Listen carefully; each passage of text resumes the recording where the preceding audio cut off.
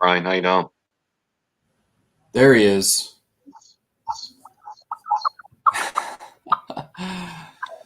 All right, so I guess we're gonna. What's up, guys? This is my first time actually trying StreamYard, so like at least like going live. Um, that's better. Yeah, I just like got really bored and decided I wanted to like talk to like-minded individuals about cards. So here we are. Ray, what are you working on right now?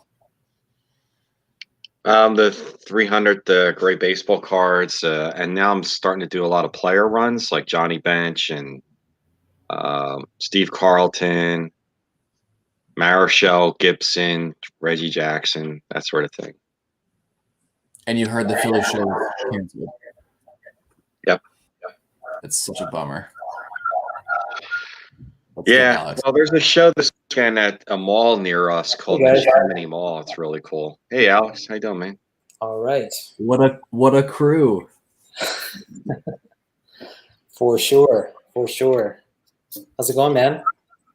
Everything's well. Everything's well. Had a great weekend. Had a really, really good weekend, and just wanted to come on and talk to some like-minded individuals. I was just telling Ray and Drew.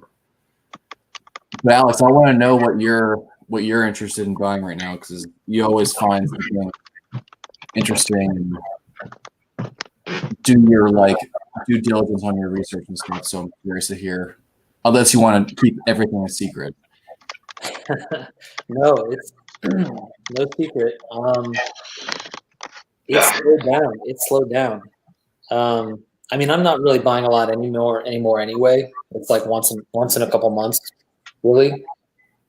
But after that Clemente, it's really slowed down. I mean, like some of it's just life. Like I've got other stuff I gotta deal with, other financial obligations, that kind of eat into the budget. But I also feel like everyone's been asking like our vintage prices going up, and they are, Yeah. and that's Sure. that's what I'm interested in. So I don't know. Some of the cards that I would really like to get are just kind of ridiculous right now. Yeah. Drew, I'm glad I got. Yeah, I think you're muted. Go ahead, Drew. Oh no, I was just gonna say I'm glad I got so many 206 when I did. I mean, I haven't updated my spreadsheet in quite a while because my other computer is down and I didn't back it up like a bozo. But I think probably around almost double, probably what I've got in it. So been pretty happy with that. Yeah. I mean, even just the last 6 months. I mean, I sold a red Cobb one for $1,000 off eBay back in February, and then a red Cobb one now will probably run about 22 to 2,300. I mean, if you get lucky on an auction. Wow. So, but anyways, I would say if you are in a position to be responsible with it, something that has allowed me to get a few cards is PayPal credit. There is no interest if you paid off within 6 months. And so there's been a few times where I've got large chunks of Tito 6 and just being able to leverage that. And then until I can just sell some other stuff. So, I mean, $1,000, lot comes up. I can't miss out on it. Boom, PayPal credit. I can worry about recouping the $1,000 later, or just pay it off monthly. I would prefer to just and give the advice: don't go into debt over cardboard. Yeah, especially if you're talking about rookies, but vintage, way more solid. If you come across $1,000 mantle lot that you can get $1,500 for it tomorrow, I mean, there's absolutely no reason not to, leverage what you can to get it. That's my advice. That's really true. It's super simple too, the PayPal credit. If you've never used it or set it up, it's super simple. Mm-hmm. Have you guys thought about like downsizing what you have currently? You like go through your collection maybe once every 6 months or once every 12 months and say like, this is not something I'm interested in anymore, and then kind of cut that part out and put it in something that you like better? Yeah. Well, I mean, I don't really have that much to begin with, so I wouldn't have much to downsize. But I'm always looking for stuff to move if I can, and or upgrade. So Yeah. I'm looking to move some of the modern stuff that I got graded in the past few months and use that to buy vintage. So, like, I just sold a couple of Bellinger rookies, Topps Update. Corey Seager, since he won MVP in the World Series, things like that. And buying stuff like, I want a Koufax rookie. I want a Whitey Ford rookie. Big time. I think I've grown like more appreciation for the 50s rookies. Oh, the best I decade. was never like super big into these registry sets or whatever, but I think like if you just take out the set itself, the cards that are in it are so important and so interesting and so beautiful. Like the illustrations are so nice. Yeah. And even like what they say about the player on the back, like it's like a snapshot of like who that player was at the time and what they were thought about. It's an interesting like snapshot into that person's life. It's really interesting. I thought about moving my Spawn registry a few times recently. It's such a shame that Warren Spahn doesn't have a better hobby. We were just talking about him at my LCS. Like, my LCS has had a Warren Spahn run from like the rookie to 60 something, and just like very little interest. And I'm like, why? Like this, I don't get it. He had other players like K-Line, and that went really quick, and Johnny Bench run went really quick, and some other players. But when he gets Warren Spahn and it just sat there, I'm like, he doesn't get enough love. I don't know why. I don't know either. And I'm not It's sure weird. he ever will. Like some players, I think like in time, especially Hall of Famers that like no one's really seen play, they kind of like gain interest over time once people kind of wake up. But Right. I don't know if Warren Spahn will ever do that. How do Spawn and Whitey Ford match up? Spawn's numbers are Spawn's numbers twice. I mean, Whitey Ford. great numbers. That's what I would assume. So it's like, why does everybody know Whitey Ford over Spawn? And I get this thing. Oh, that's easy. Yankees. Yankees. Yeah. Well, So it's Spawn like beat the 57 Yankees in the World Series. Right. right. It's all about marketability with the hobby, and I mean, Hank Aaron broke through because he got the record, but there's a good chance that Hank Aaron wouldn't be as appreciated for the same reason. Yeah. Well, with Spawn too, with him moving from he played in Boston and then he played in Milwaukee and then he missed Atlanta by 3 years, I believe. He left the Braves in '64. I think they came here in '67. But Right. I mean, they didn't start giving out the Cy Young Award until what 54 or something like that. I think so. Yeah. I think he won it twice, but I mean, twice, out of the first 5 years they did it. So, but I mean, he went back to war, so he missed the first 3 years of his career. He would have easily had over 400 wins. Not a big strikeout guy, so probably another reason he doesn't get a lot of love. But I think over time people will catch on because he's too low just compared to literally anybody else. Yeah. What Ray, what rookies are you after besides what Whitey Ford and Koufax? Is there like a picker theme going on?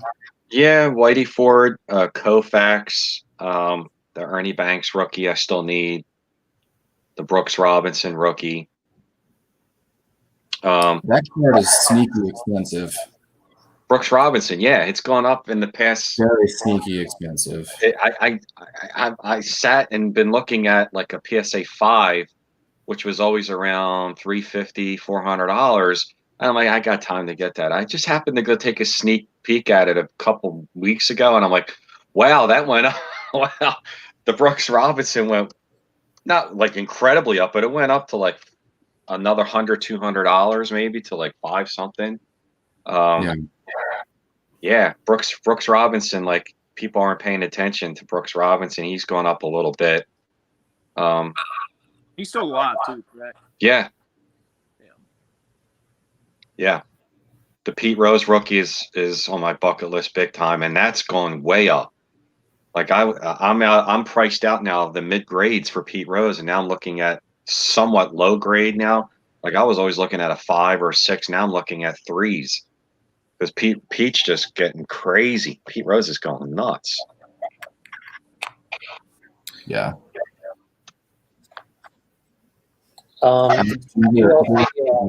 Shannon, I think his name is Shannon. I think it's Back to the Cardboard is the name of his channel. Yeah, Shannon. He just got the Pete Rose rookie like a few days ago. Oh, really? What grade? Yeah, it's a 6. Oh, wow. Yeah, nice card. Wow. And he's like a hardcore Reds fan, so I think it's been on his bucket list. Yeah. It's notoriously off center. I mean, left to right. So that's a pretty tough card. Yeah, it is. Yeah. Yeah.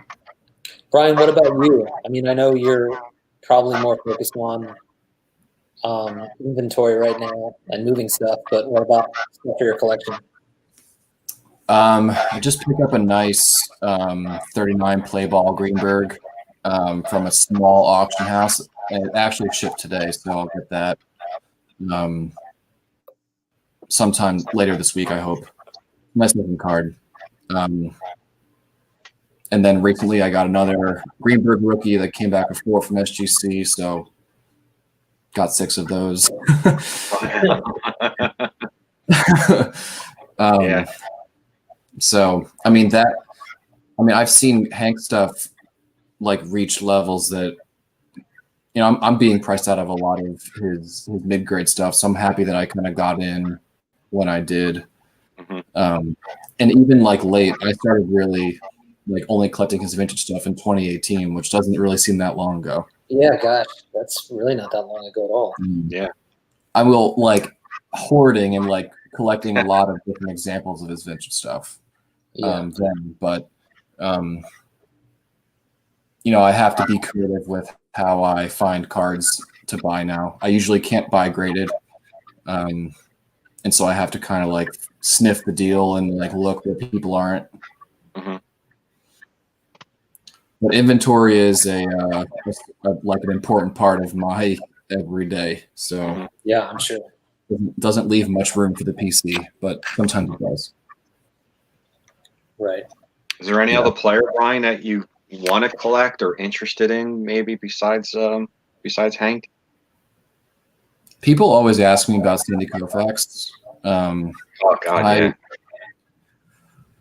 Look at Drew. Drew wants to show off. Drew wants to show some cards. We're here talking about this. Holy moly! I just noticed that now. Wow, I saw Tris Speaker. Tris Speaker rookie. Wow, I love that Tris Speaker card. That's a beautiful card. Lightway. There's some good ones in there. So Sean asks a good question here. What are your guys' thoughts on the 48 Leaf Ruth? It's on my want list very much. It's a sick card. I would just be careful with fakes. Be careful with how paper stock, if you're buying raw, how paper stock looks, and certainly color. Those are like the big indicators of authentic card. Do you guys have experience with this card? No, I've never owned it. That's on my want list too, but it's way up there on the list. I don't know. It's an interesting card, right? Like, didn't Ruth die in 48 or 40? He died in 1948, right? Yeah. That sounds right. Yeah. So it's an interesting card in the fact that like there wasn't, and some people say it's 49. What's that? Some people say it's 49. Oh, released in 49? Yeah, that argument will go on forever. I saw back when I worked, just to kind of time date that card. When I worked at the card shop, Be right back. Hold on. I think I left there in 2014 when I got hired on my big boy job. But my boss paid $500 for a PSA 7 48 Ruth, and then was happy to flip it on eBay for 700, the next day. And that was the going rate for 7. I mean, Wow. $700-800. Also, he turned down a Mantle Authentic 52 tops for $1,000. I mean, I don't know what's that card now, 20 grand. It was a nice A, not like a beater. Yeah, sometimes I wish I had woken up to this hobby a little sooner. It's a lot of the cards that I'm really excited about are just they're getting harder and harder to pull the trigger on. If Sean, if you're looking for a play in days, Ruth, the Sinella, it's a German issue. I was just about to say the Sinella. Such a good entry level Ruth, and I think it's. I mean, I don't have any, but I mean that's kind of the go-to. There's a couple different types. Make sure you get the type 1 because that's the printed during the actual playing days. Some of the others they're not sure really when they're printed, but yeah, I would go with a Sinella. They're super thin. I wouldn't buy one raw. Just wouldn't trust somebody shipping one, to be honest. They're almost as thin as Cracker Jacks. Yeah, definitely the Sinella. I also happen to like the Japanese issues that he has. Like, there's a postcard. I was literally just looking it up, man. Here it is. Yeah. See if you can see it. Yeah, that thing is awesome. Oh yeah. There's some It's kanji cool. on the right side there. I think it's such a cool card. Yeah, it's great. And it's a piece of history too. It's from when we did the baseball tour in Japan, and Yeah. pretty interesting. Yeah, Sean, the Sinella is an oversized card. So it'll fit in one of PSA's larger holders.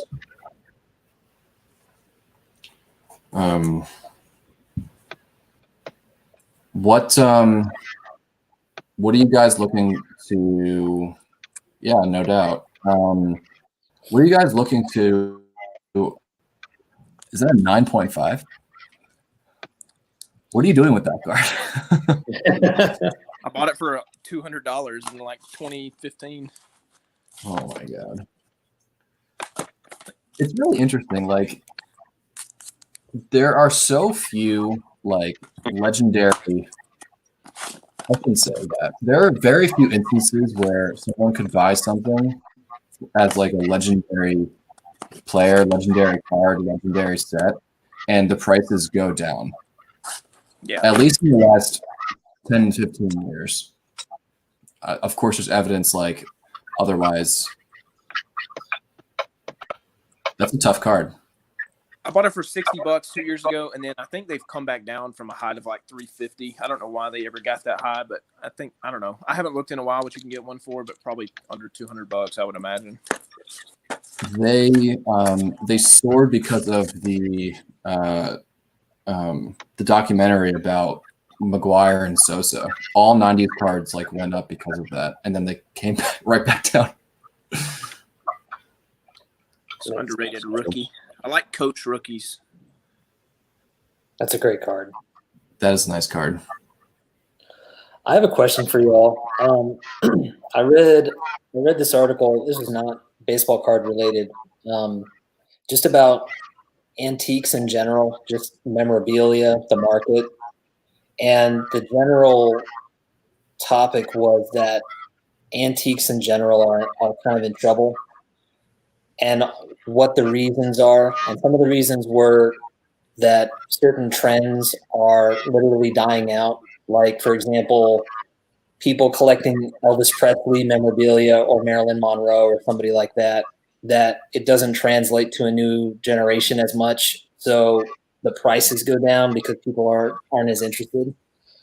Or like antique furniture or something. It's like the newer generation just wants IKEA. They don't want some giant, piece from 1700 or whatever. So I was kind of wondering, like, Is that a bad sign for baseball cards at all? Is it possible that that would apply to baseball cards? That people would just like not care anymore? I I mean, think the go ahead, populace Drew. of this room is a good indication that that's probably not in the immediate any timeline for baseball cards. You know, I mean, you see so many. You hear people all gripe about, oh, you know, packs are, you know, yada yada yada. You're pricing the kids out. Well, kids aren't buying $1,000 Mike Trout cards anyways. It's people in our age group, and then especially the people in our, you know, above, you know, the 40 to 55 is just exploding with money. So, yeah, I don't see that being a problem for baseball cards at all. I mean, there's so much money, people are just looking for somewhere to go with it, and as long as that's the case, I think cards. I do think there's a lot of evidence to support that idea, though, Alex. I like to frequent flea markets and just go around and kind of dig and ask people what they have. But the amount of absolute like stuff just there is just like, where does it all go? Right. And if it's not like out or in a storage locker somewhere, like where is it? Like someone owns it, like in some capacity. It's in someone's house. It's in like, you know, wherever. It's outside. It's in a barn. Yeah. So much shit. Right. And you have to think that like at some level, like these antique dealers are either going to be like stuck holding the bag or going to have to sell, like liquidate their entire inventory at once, like when they're ready to retire, or, you know, whatever it is, because like there's just no plausible way to sell it all. There's so much out there. Right. I've never walked into an antique store and bought, like you said, Alex, like never bought like a 1800s Victorian style Yeah. like armoire or something. Like we just don't do that. I think mostly because home ownership is, you know, not as big in our age group, and then Yeah. we don't have the space for that kind of stuff. And then also the price just isn't. I mean, it's just museum price at every antique store you go to. I mean, it's not. Yeah. So I think if anybody's collecting furniture or old newspapers, they're kind of SOL. But cards that are, you know, somewhat easily stored and so liquid. I mean, you get in a bind. I mean, you can list, you know, whatever you got on eBay and it's going to sell in from anywhere from 24 to 7 days on an auction. I mean, Yeah. no, you can't do that with furniture. I mean, you're going to take a bath. There's no like real time market value on furniture. It's just what somebody's willing to pay for it. Right. Yeah. And there might be. I think if you can get furniture into an auction house and let them take care of selling it and shipping it securely, then that's like the way to go. But I don't think like any other platform except for like person to person or auction houses is like a viable way to sell antique furniture. At least like the way that I see it. I apologize for getting us talking about furniture. That was definitely my intention. But I do think like a lot of people are way more into this hobby now, like 30s, 40 somethings that are like rediscovering it partially out of boredom because of COVID. And there's going to be a lot more people that suddenly have disposable income and, you know, they're settled down and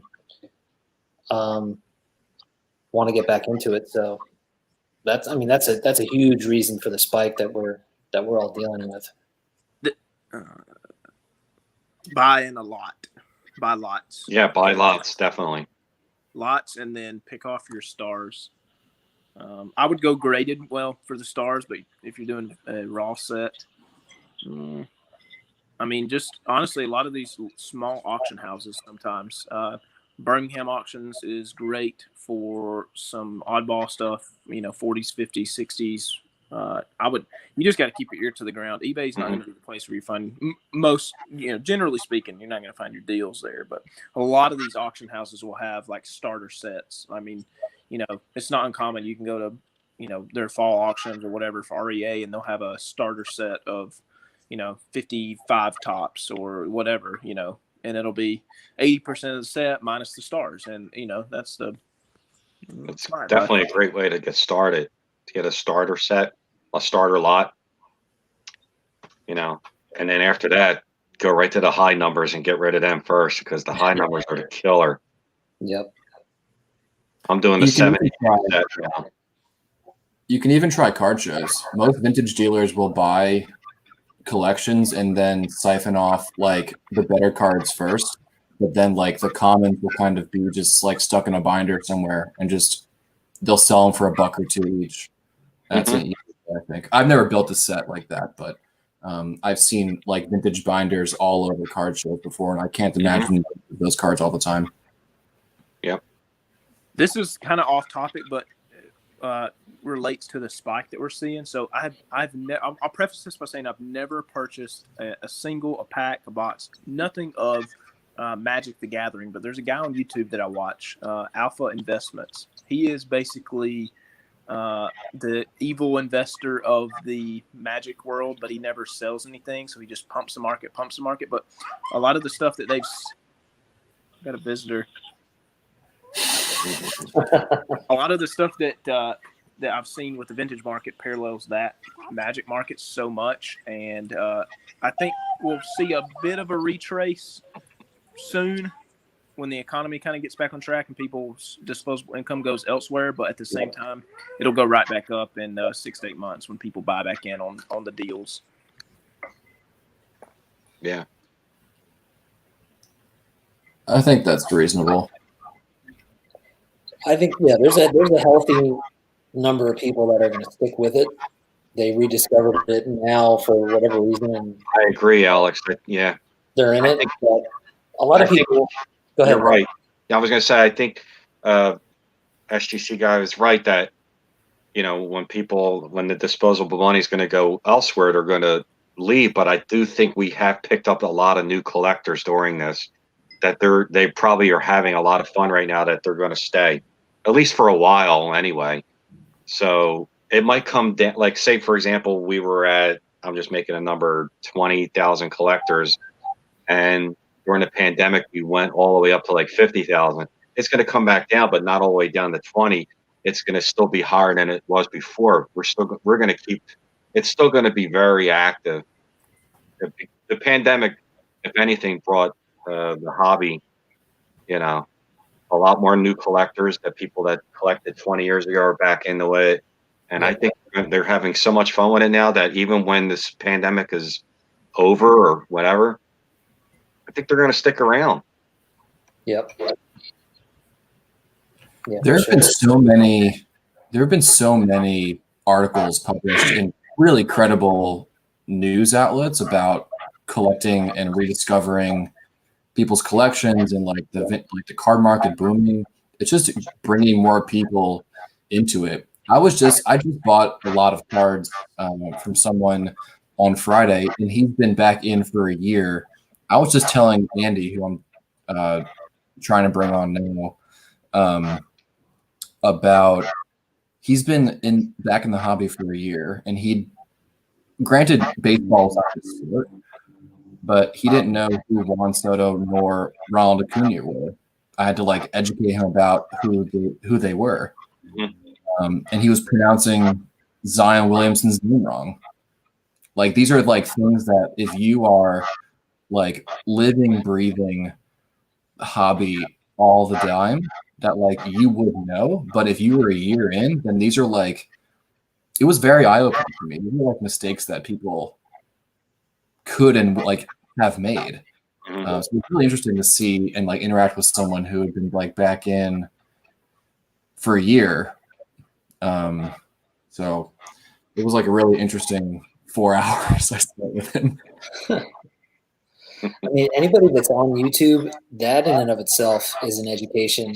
I know so much about modern cards that I don't even collect just because I'm watching so many YouTube videos and everybody's collecting all different kinds of stuff. That's just this constant source of what's going on in the hobby. Yeah. Alex, now that you're done to 53 Bowman, we talked a couple months ago. If you decided where your next set's going to be, if you're going to attack anything, have you Yeah, come to that decision yet? no sets. Honestly, like,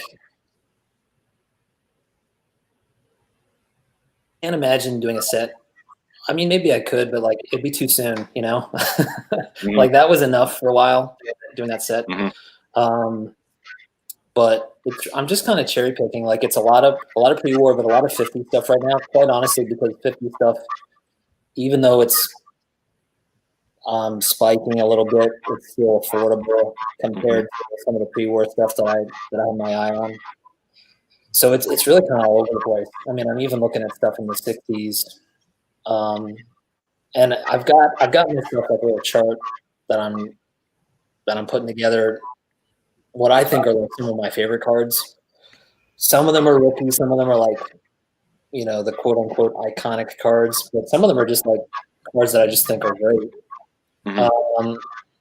Scott, I'm up to like 12, I think, Pee Wee Reese cards.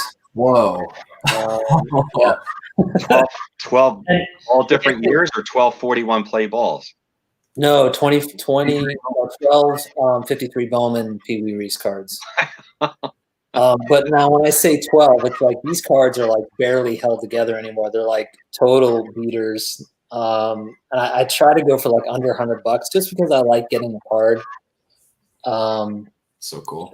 It's a fun card to get in the mail. I mean, every card is fun to get in the mail, but man, I get really excited when that card comes in. I'll say. Yeah.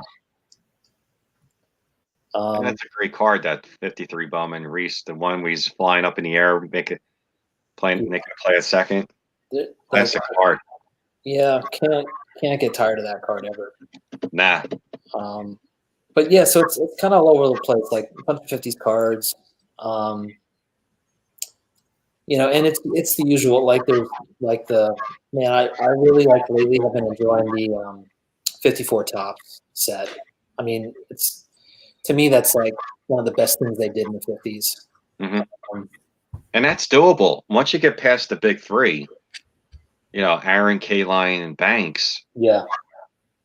The rest is pretty doable, very doable, actually. You know, I mean. Yeah. Yeah, it's just a cool design. I love it. It's a great design, yeah. It's funny. First, I met a person one time. They were looking at my Hank Aaron rookie, and they were like, "Oh, it's miscut up top because you know there's no border at the top." Yeah. I've run a lot of people tell me that. I'm like, there's no border. There's no border. It's just there's side borders and a bottom border, but there's nothing on the top. Yeah, it took me a while to get used to that, but you have the Aaron rookie. I don't know if I've ever seen yours. I had it last year. I bought it raw from my LCS for $250, and it's a beater. Which, you know, when you come to a classic card like that, you know, it doesn't matter. And it came back a 1, and then I had to sell it last summer. Gotcha. And now I'm trying to get it back. And I sold quite a few last summer, and I've gotten more than half of my stuff back.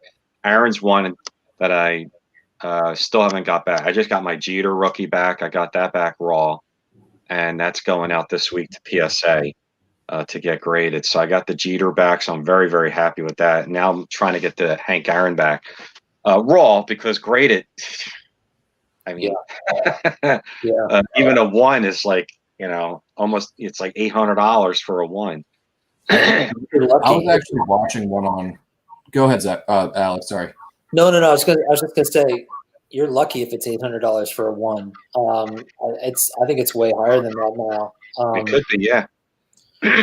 It's rough out there. And it's tough to find raw ones, you know. And you know, and I wouldn't buy a raw one unless I know the person. Like if it was one of you guys or my LCS owner, yeah, definitely. I mean, that's where I got the one I had. I got it from my LCS owner with the stipulation that if it comes back not authenticated, not real, that I was getting my money back. So I was in a win-win situation, and I really, really didn't care what grade it was.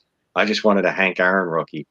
And it came back a 1. I just was like, as long as it's not an authentic, I don't care if it's a 1, you know. And so yeah, that's a great card.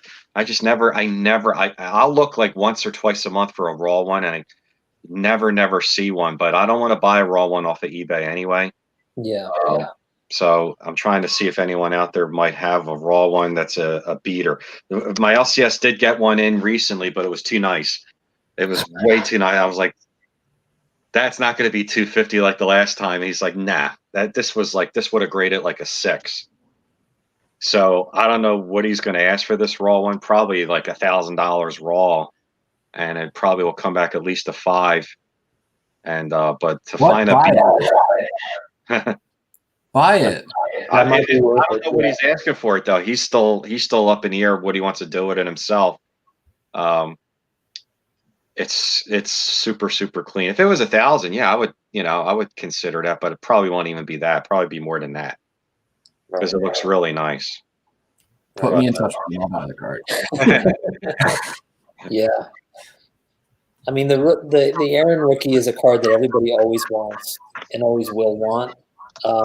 But I think, a lot of people have done videos lately about like legacy players slowly passing away. I mean, like this year's been nuts with how many people have passed away. Yeah. And I think a lot of people are starting to anticipate that, as morbid as that sounds. Oh no, I know what you mean. Yeah. Yeah. Yeah, like Hank Aaron's got to be 86 now, high 80s by now, and Willie Mays is 88. So yeah, I know what you mean, and I don't understand why. I understand how autographs go up in value, but I'm not sure why this year I'm seeing spikes in the cards too. Right.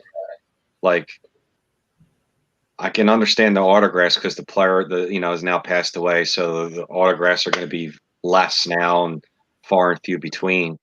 But I'm still trying to figure out why a rookie card goes up, hits a huge spike the first couple weeks after a player dies, and I'm like, it's the recency bias. It's the recency. Like it's the same thing as if like Tatis hit the grand slam in the 8th inning of a blowout game. It's right? the hot thing to get, right? He did it, and then his stuff went up, and then he got cold, and then his stuff went back down.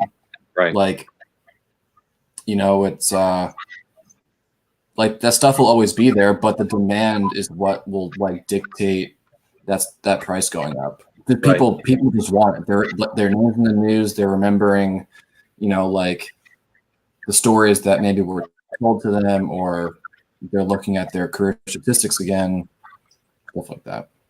Right. That makes sense.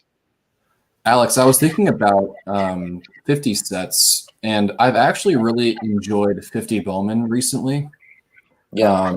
I think like the size is really attractive. And I actually like that there are no names in the fronts of the cards. Yeah. Which is something that Bowman did a lot. Right. It kind of forces you to, and you're right about that. It kind of forces you to look at the player and not just at the name. Right. I've got the 50 Bowman Duke Snyder's on my list. I love that card.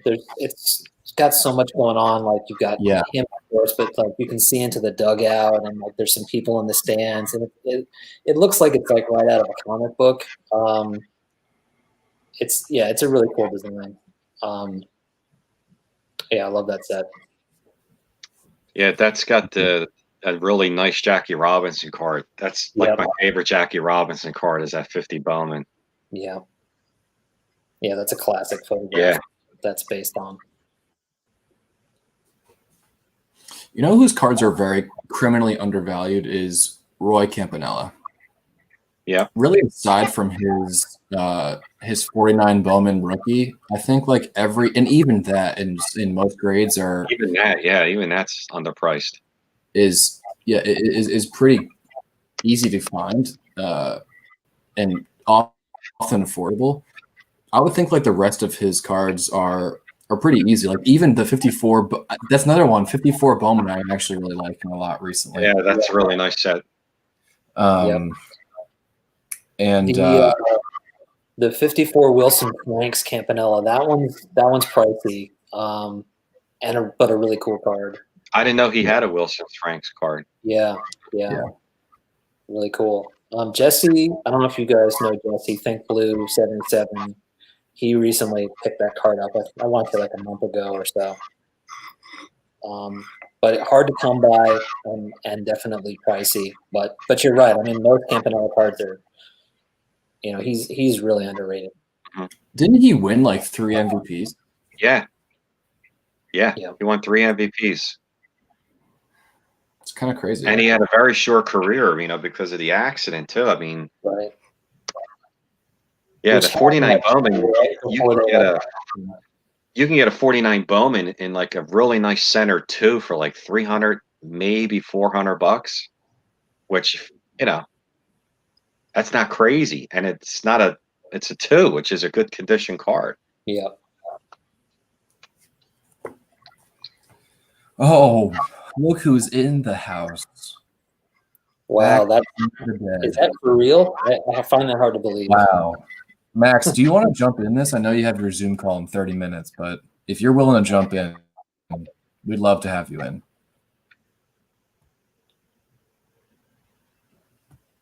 Or anyone else. I know I know Jeremy wanted to come in about 20 minutes, so we have a gap between then and now. But we can probably do a max of 4 people without talking over each other.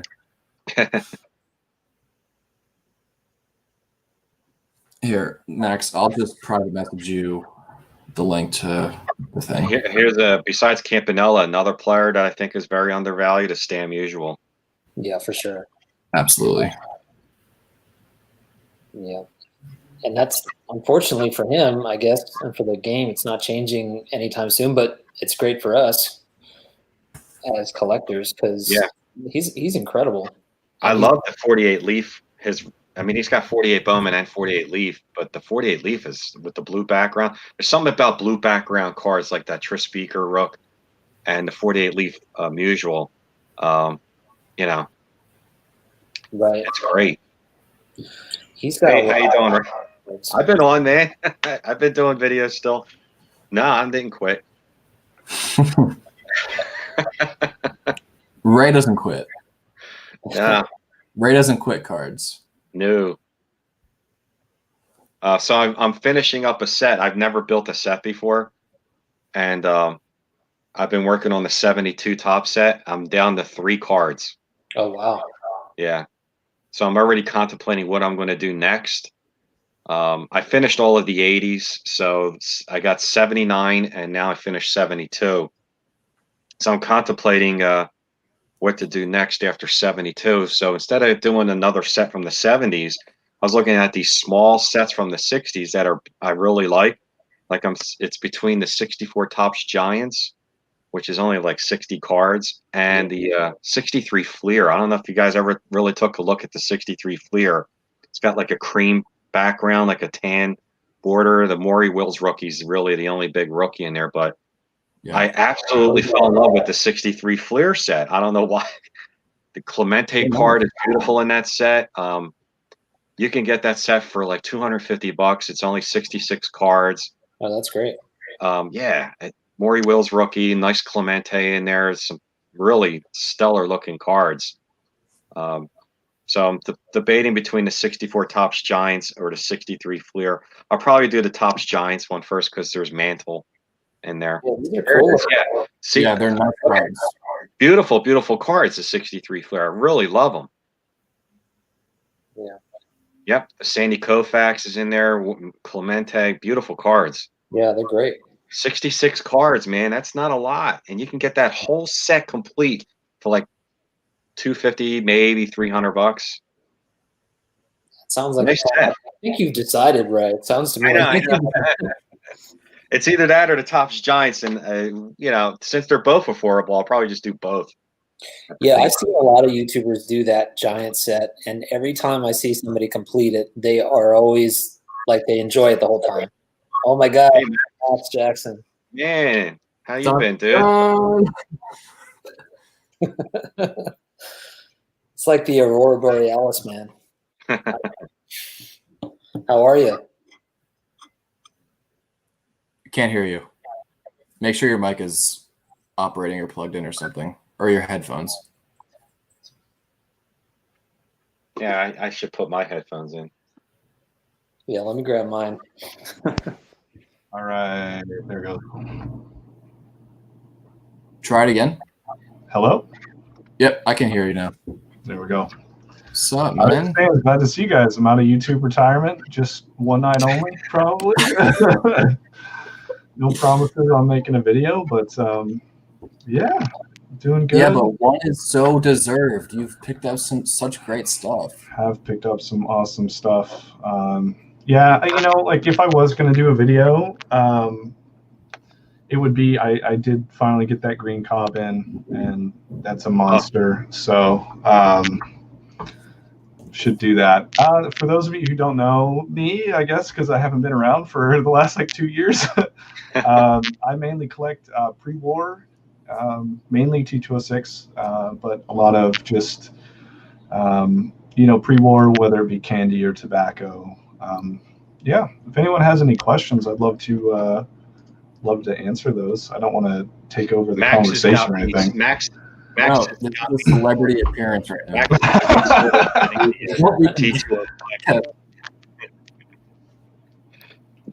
Because of Max, I'm going to be buying a T205 Christy Mathewson. That card is awesome. That's one of the best cards ever made. I'd love to get mine, but it's locked away. Show it off. Let me see if I can show off something cool. Please. I don't know. I don't have very much cool stuff. Oh, what was it? Hey, that's the wrong card. Let's see. Got this one in. This is Chief Myers, famed Giants catcher from the dead ball era. This is a 5, as you see, Nice. and an old mill back as well. So there's been a big jump in values as far as T206 in general is concerned, but a lot of people are getting into off-back collecting, so it's been hard picking some stuff up. My favorite player is Larry Doyle from that era, so this is what's called an EPDG shorthand, kind of a upper tier back, a little bit higher than mid tier. Max, where did your Larry Doyle fandom start? Yeah, I've been asked that question a lot. And I think like kind of a simple answer is, you know, like as a fan of that era, you kind of want to get like an example, like from a lot of different sets called, I don't know what it's called in every other era, but a lot of pre-war people call it type collecting, where you're getting one card from each set. Sure. And so Larry Doyle is like, here's the Hall of Fame and here's right here. So if you're looking for a player like that, going to be in a lot of sets. And so like I started noticing Larry Doyle a lot in sets, and yeah, he was just, I mean, when I looked into him, I just really liked what I read. He seemed like a great guy. There was a thread on like smiling on baseball cards, like people looking like they wanted to be there, you know, and there's not very many. That was something that was brought up. And he has like 4. They called him Laughing Larry. He just seemed like a good guy. He was a coal miner as a child, so I think he really appreciated playing baseball. Yeah. So, but yeah, and on top of that, the Larry Doyle with bat card. And if you're on Net54, you see me post about it all the time. It's just like what I believe is one of the best looking cards in the set. Let me see if I have one. And Max, wasn't Doyle Someone here too. really good player, like in his own right? Yeah, he was. I would say he was the best National League second baseman of all time at the time he had retired. I'm not saying the best second baseman. I'm saying the best National League second baseman. You had guys like Napoleon Lajoie and Eddie Collins playing in the American League, so that's really different. So this is all Larry Doyle right here. Love it. Let me show you guys. Yeah, so this is the card I'm talking about as far as like my favorite card in the set. Cool. This is a monster right here. This is a. Let me take it out of the. Is that the American Beauty? Superior. Yeah. The Superior Fit sleeves, they're sponsoring the stream, by the way. This is a 3.5 Nice. We'll just Larry make card. Doyle, American Beauty. This card, absolute monster. These cards are cut smaller than the rest of them. If you see the borders, like, Yeah. comparably. So the cigarette pack was actually a little thinner. So Max, I had a quick question on the back T206s. yeah, absolutely. The projects, so 150, 250, 350. What was the difference between them? Like, was one more valuable or more rare? Well, it really depends on the back. So there's cards that in the 150 series that are super easy, and there's 150s that are harder, right? And so so when I say like a Hindu T206, that we're talking big time, that's an upper tier back, not top flight, but it's a tough back, right? But when you have a card like this one, this is a Larry Doyle throwing. This is a short print in the T206 set, and it only comes with 150 backs, right? So the 150 only cards come with 2 non-Piedmont and Sweet Cap backs, and the Sovereign is actually tougher than the Hindu. But Sovereign, like in a lot of other things, is not actually that tough of a back. It's like one step up from Polar Bear, which is the easiest off back to get. So Okay.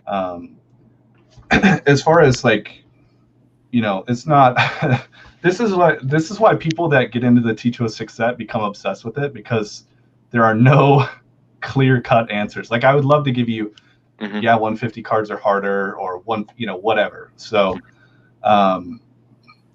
but so it really depends. And the project is the 150, 250, that's the warehouse, or is No. So if you're wondering what warehouse that would be the factory number on the bottom of the card. Okay. So that's what factory it was made in. So that's a whole other can of worms. So the 150 series were manufactured in the year 1909. Right. Originally, when they started the promotion, they were only going to do 150 cards or whatever it turned into. Okay. And it was so crazy popular. There's stories of kids shaking down adults outside of convenience stores and breaking into stores to steal the cards, and Really and no things like different that. than today. Yeah. So they made more. So the 350s were made in 1910, and then the 460 cards were made in 1911. Okay. So 350 is going to be the most common series. Okay. Absolutely. 350s are far and away the most common. But again, there's some 350 backs that are tough, so it's not, Right. Again, it's not clear cut, but in general, if we're just talking Piedmont and Sweet Cap, the 2 most common back types, 350 is easiest. But then you get into, there's some cards that the 350s are super tough. And like Brian found one the other day, and this is a $20 card, and you flip around, it's a Sweet Cap 350 back. It's like, well, this is $700, right? And so it's like, there's just so much that's complicated. I'm seeing a question from Mike Armstrong here.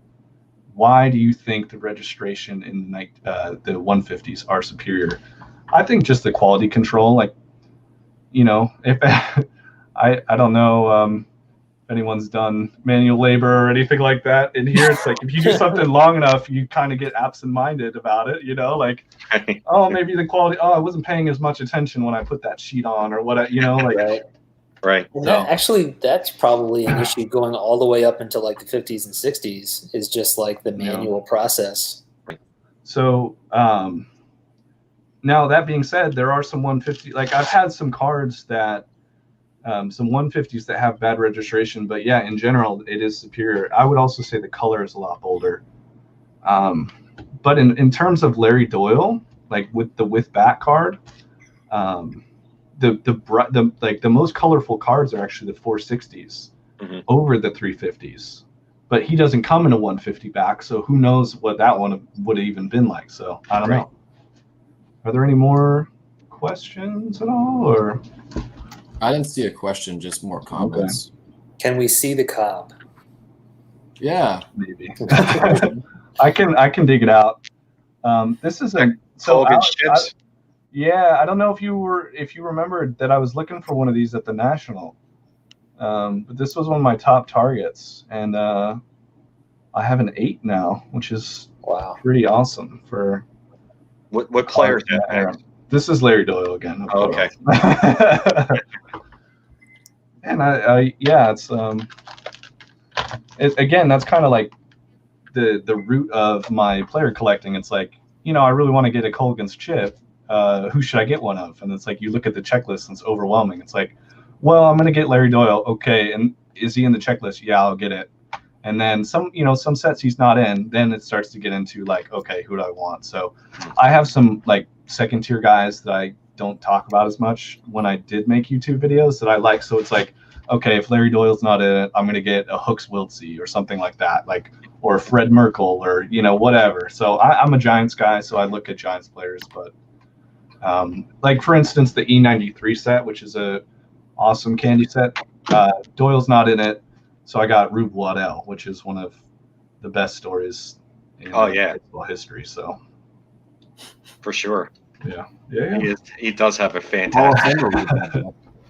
Surprised they haven't done a movie about Rube. Yeah, I had that conversation the other day about how he deserves a movie. So, will we see the Cobb on the stream? That's Maybe. the question. I'd have to get up. Yeah. No more. We can wait.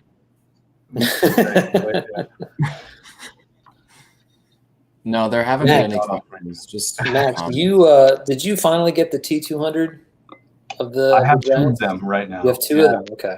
Yeah, I can show that off and talk a little bit about them if you guys are into it. It's in the same. It's locked up in the same spot. Yeah. Okay. yes, we can wait. All right. Alex, show a card. You have one on your desk. Give me 5 seconds. Ray, grab a card. I'll grab a card. I just got this in today from none other than Bob Lewis. This is a Bo Bichette Blue Refractor, numbered to 150. Nice. Sent in my November grading order. This is the only modern card you'll see on this stream. Here's a not so modern. Oh, the Christie. That's what I just mentioned to Max. That's an awesome card, Alex. I love that card. Yeah. This is going into PSA tomorrow. I'm sending it out. Love it. Scuffed up back. Did you just got that right, Alex? Recently? Earlier this summer. This past Okay. summer. Dude, that's really centered too. Yeah. Turned out nice. I mean, for a 2, I thought can't go wrong. I love the Fatima. Love the Fatimas. So this is the copy I'm keeping, and then this is the copy I've been too lazy to sell. So if you look at the color of the frame, and then I put up this one, you can see how much darker the. Let's see. This one's really nice for a 2. These come on such thin paper that you're not going to get one wrinkle free. It's just not going to happen.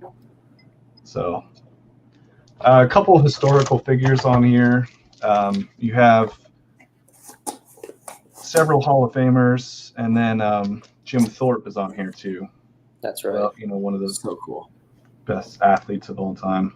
Which team is that? That's the Giants. So Okay. So it's Or is it- Mathewson, McGraw. Marquard. Let me double check. I'm sure McGraw's got to be on there. Yeah. I was just checking to see because the Giants were a popular destination for like pit stops for other Hall of Famers, and so those are the 3 Hall of Famers that are on here. Rube Marquard, often thought of as one of the worst pitchers in the Hall of Fame, and Mathewson, one of the best, and McGraw. So Nice. and then this is the card that everyone wants to see, right? Oh my God. Holy crud. Oh, Wow, let me that check looks it out. fantastic. I haven't Damn. flipped it over for you to see the back yet. It's not as Well, nice. that's hey, sounds Yeah, man. I phenomenal. think I got to check myself. I got to go to the bathroom. Jesus God, that thing is awesome. Man, the glare is brutal. Jeez. Also, I'm not used to Streamlabs. It's like mirrored, so I look like I'm just No, it looks good, a Max. moron. No, it's the right way here. We are satisfied. We Yeah. see it very, very well. There's the back. For a card like this, Jeez. you gotta. I talk about this in the last video. I think it was the last video I made.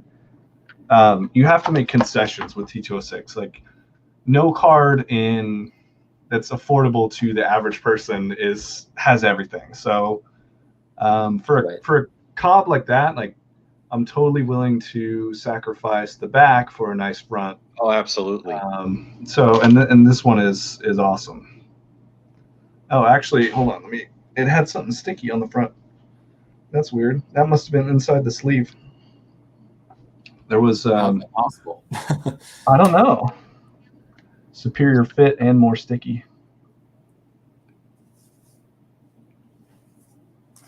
What factory is that, Max? Focus. Or what This subject is is a that? Piedmont 150. Those don't have any factory variations. Piedmonts in general don't have.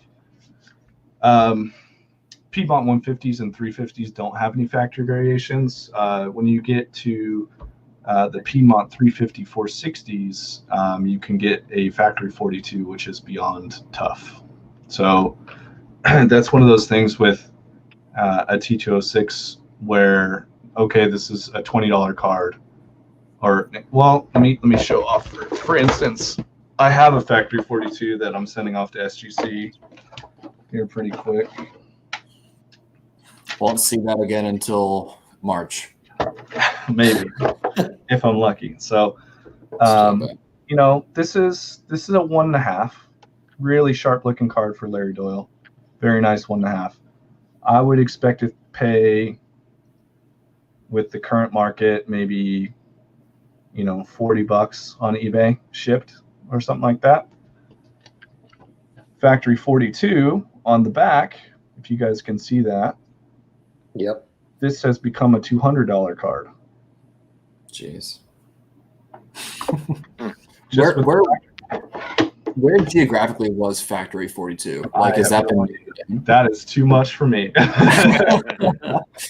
I wonder if that knowledge is out there. So, sure. yeah, people know what the factory numbers were. So why is Factory 42 Piedmont tough? Like, why? Because they mainly put out sweet caporals. So, like, most of the 42s are sweet caporal cards, and they just printed off hardly any Piedmonts. So, why? Who knows? One day they're like, hey, we want you to print Piedmonts. Maybe. I don't know. It doesn't make a whole lot of sense. So, Yeah, it's in Area 51. no. I like Yeah, we that. gotta I break like in that theory. and take all the T206 they still have. That's the real. Area 51, Factory 42. I'm not gonna be able to be on for a super long, like much longer. So if anyone does have any questions, then Ray or Alex or whatever. Are you going to be at the next national? Ooh. Probably not. No. Wait, in Why? Chicago? Yeah, I planned on going, but with everything going on, I mean, we'll see how it is. Like, I have a lot of, like, I don't want to get into this too much, but like a lot of, older people that I'm interacting with on a daily basis. And Sure. Understood, that, man, I don't understood. so, just I got to was be careful. expecting a slam dunk yes, but I understand. Yeah. Yeah, No, totally. absolutely. I'll be at the national and then Yeah. I'll asterisk, 2022 in Atlantic City. Oh no, you will not see me in Atlantic City. Oh, why not, man? I know that's close to Philly, but No love for AC. Oh my God. no way. I prefer somewhere that has an airport. Right. It's a reasonable request. Yeah. Yeah. Wait, are you guys gonna make it out to the next West Coast National? It's never gonna happen. Oh, I'll That's be a good at every question. national. There's not a national that won't have me attending it. Yeah. Yeah, I mean, I get it, but I also, I mean, the airport's a good point, but I honestly don't really care about the city. I mean, you're going to be at the convention Right. 90% of the time, and the rest of the time you're hanging Yeah. out and having a drink at some random bar. So Right. Yeah. it doesn't really matter. Yeah. I had a blast in 2016 in Atlantic City. It was an hour and 15-minute ride for Oh me. man, I would kill for that. Jeez. I went every day. I was Yeah. first in line. Were you really? That's so cool. Yeah, I was first in line. I was in line with the couple dealers. They were trying to get in, like the guy from 707.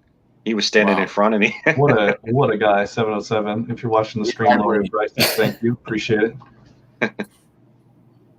It was a lot No, of he fun. doesn't have inventory. He just has his collection that he marks up 2x. Yes. Did you meet Dean's in line too? No. No. I had a blast, though. I mean, they said 2022 is going to be in Atlantic City because Cleveland lost it in Yeah. 22 because the place is being sold or something. We had a I like we had a it, joke Sam. in the pre-war group I'm in about how if Dean's keeps its prices and the way the market's going, they'll eventually be deals. They were just Don't matter. they were 5 years ahead. They were just 5 years ahead on pricing. You know. Oh, yeah, that's 5 years beautiful. from now. I That's got what's this from fun. Dean's 5 years ago. Yeah. Yeah. I think I don't know if I was there when you did the 707. I at least told somebody at the National to not even bother to make an offer on any of the cards at the 707 table. It's just window shopping at their booth. So Oh, yeah. and they know it too. It's like, I mean, but if you're like someone that's desperate, like let's say, You'll pay. like I wanted this card and I couldn't wait, and I went to the National and couldn't find one, but 707 had it. I just had to go home with this card. That's who their target audience is someone that does not have patience. Right. Right. And anyone who has collected T206 needs to learn patience, especially with the prices. So what I will say, and like this would be my closing message to anyone getting into T206, the common T206 is not rare. So don't go out and buy the first one you see unless it seems like a good deal. Mhm. I have, for instance, probably 25 different Larry Doyle batting cards, and Wow. I pass on them all the time. I know people who have 200 of the same card, and there's still some available. So just I'm trying to soften the market a little bit right now. Right. Just be patient. No, no. You know There's what? always Is another rare? card. Fernando Tatis PSA 10s. Super rare. Super rare. Find them. I've never seen one before. Stock up on the Tatis, right? Brian is the only one that has them. So go buy. Go buy.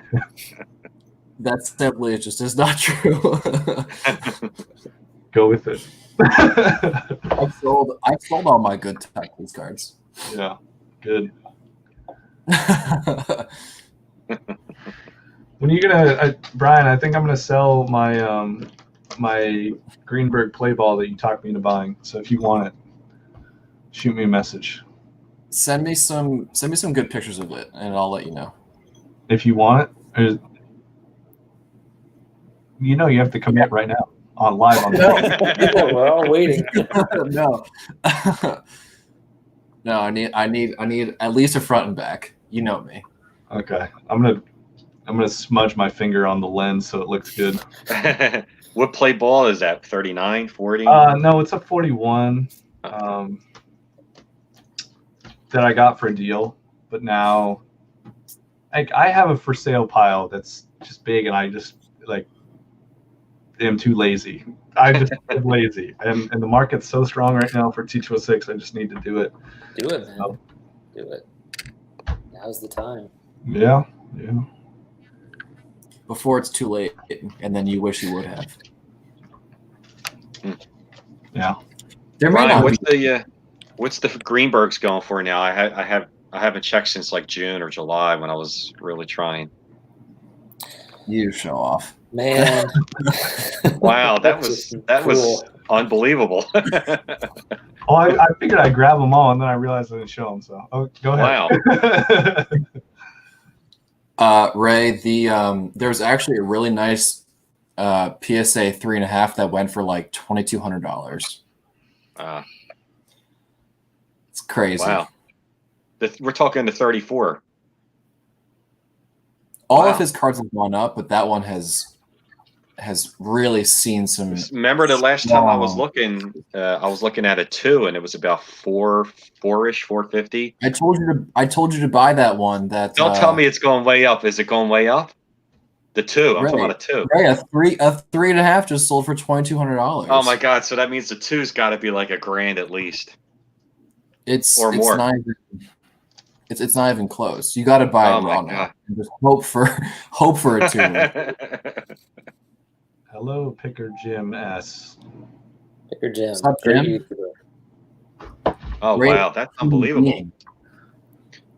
Everyone that's signing in that hasn't been on YouTube for like 2 years. That's like, what are they letting some nobody be on? Be on live with it? You don't know who Max is. Even if you were on 2 years ago, it's still who's that nobody on there? Legacy YouTuber. Ray, I enjoyed being on that episode of. Oh, it was great having it. It was a top 10 tobacco cards we did. I think it was just like top 10 like good looking cards. I don't know if it was most valuable. That list doesn't. I mean, you can go anywhere and look at like top 10 list of whatever. It was just like top 10 cool cards with variety. So I don't know what you wanted, but that's what I went for. So. I was thinking about doing another one yesterday. I'm trying to think of another list. So top 10 Bowman 53 cards. Top 10 Hank Greenberg cards. I think Alex could contribute really well to that video. Probably. Yeah. I think top 10 53 Bowman cards.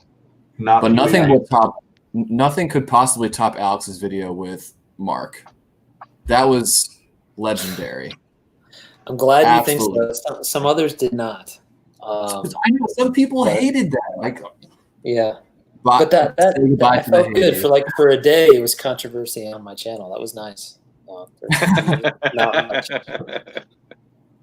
It's crazy. Yeah, Mark brings that wherever he goes. So that's part of what he does. It's true. Just is this strictly cards or is this variety talk? Because I have a question for.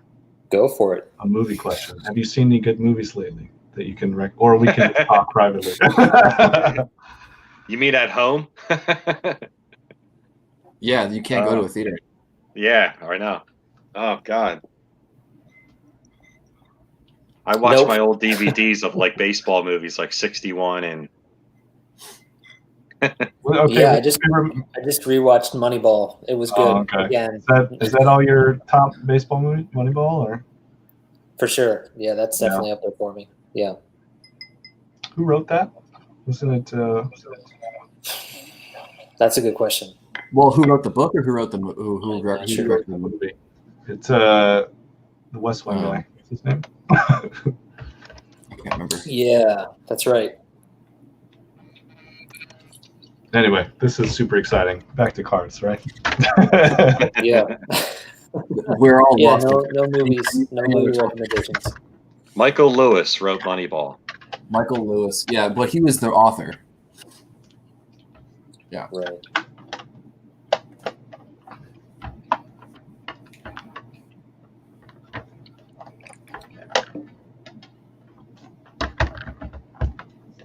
Something I think would be interesting if people are looking for whoever's watching, whoever's even in this chat, to look at picking up like really nice quality vintage cards in a reputable auction house, but often under market value is, and sorry from like outing this, is like the Heritage Sunday auctions. Harry Aganis. Yeah, he pass away like shortly after that card was made. Yeah. Like 2 years or something like that. Yeah. Oh, nice. Max, that was like that flea market find you got, right? For like $50. Yeah. Yeah. It's crazy. These cards are sharp, man. Max, where have you been? Max, Where have I been? vintage oddball cards Rick wants to know. We wants to all know. want to know. Rick wants to know. Yeah, I think I lied right to his face at a card show. I was like, yeah, I think I'll do another video.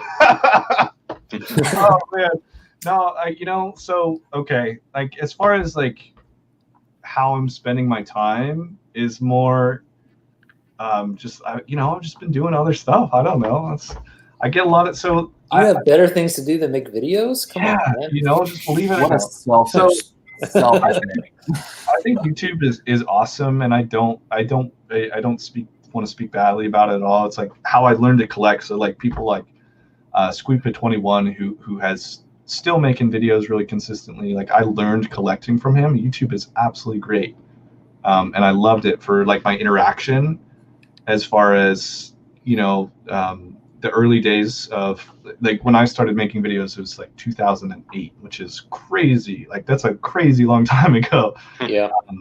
And so I mean for like pre-war stuff though, it's not great. Like I don't know, it wasn't just what I was looking for as far as like the feedback on like what people thought, or and I do love teaching people about it, but since I joined like a couple of the Facebook groups and stuff, it like really took up a lot of my time for like, oh hey, here's this card, and I'm like learning and interacting with people, and I much should faster, post a video and see if anything's changed. Like I don't know, it just wasn't what I was looking for. And again, it's like that's my experience is different than a lot of other people's, so I should Well, there's not a ton of people doing pre-war videos. yeah, so Makes sense. I mean, so yeah, and like I'll occasionally watch them. I need to comment. Like I watch like a lot of you guys' videos, and I just don't leave a comment. I don't know why. It's just right. super lame. And I will fully admit that I'm being lame and not. I mean,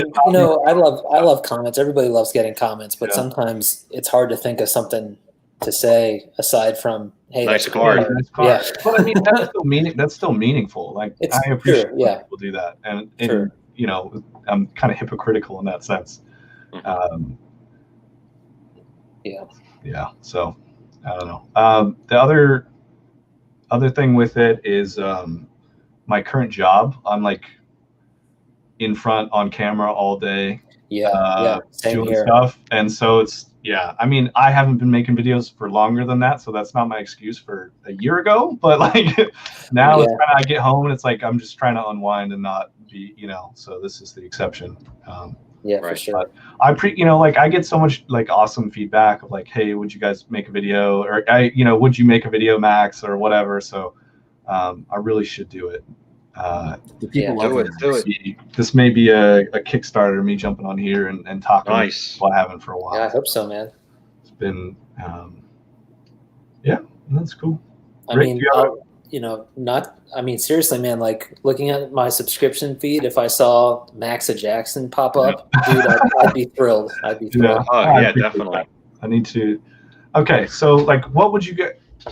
I'm putting this out there. This is not a commitment, but what would you guys want to see if I were to make a video? Just like pickups, or like me get into the real nitty gritty of something, or like, Yes. I don't know. Yes, all of the above. Anything. Literally anything. Yeah, I Pick mean, ups, It's not that's the anything. thing. Like whatever. Maybe that's not Here's the helpful. I answer. don't It's know. whatever's going to actually get you to do it. Whatever I'm most Yeah. passionate about making a video Yeah. for. Right. Well, I'm gonna wait. I smashed my finger yesterday, and I don't think people want to look at me holding cards with that on there. So I'll wait for that to heal, and I'll. Oh man, that could take a while. Yeah, I'll wear a glove. Be like, It'll be a nice little memory though if when you Do it. smash Do you your like finger. Rod Carew? what? I see people wearing gloves all the time in videos. Is that like a modern thing where people don't want to get fingerprints on their cards and stuff? Or- Yeah. Yeah. I don't know. So much has changed since I collected modern. Like it wasn't as much like slabbing. I feel like now if you see a new card and it's not slabbed, it's like, what's wrong with it? And, Oh, and yeah. to me, that's kind of a weird feeling, because it's just like when I look at things now, it's just so different. Very overwhelmed by the amount of parallels as well. So Right. Mhm. Yeah. this is The not amount I'm not trying to community. crap on I don't know if I can curse on here, but I'm not. No, trying that's to okay. We can shit on Panini Baseball. moderate. Yeah. So. No, we can shit on Panini you Baseball. don't sound at all like an old grandpa collecting pre-war.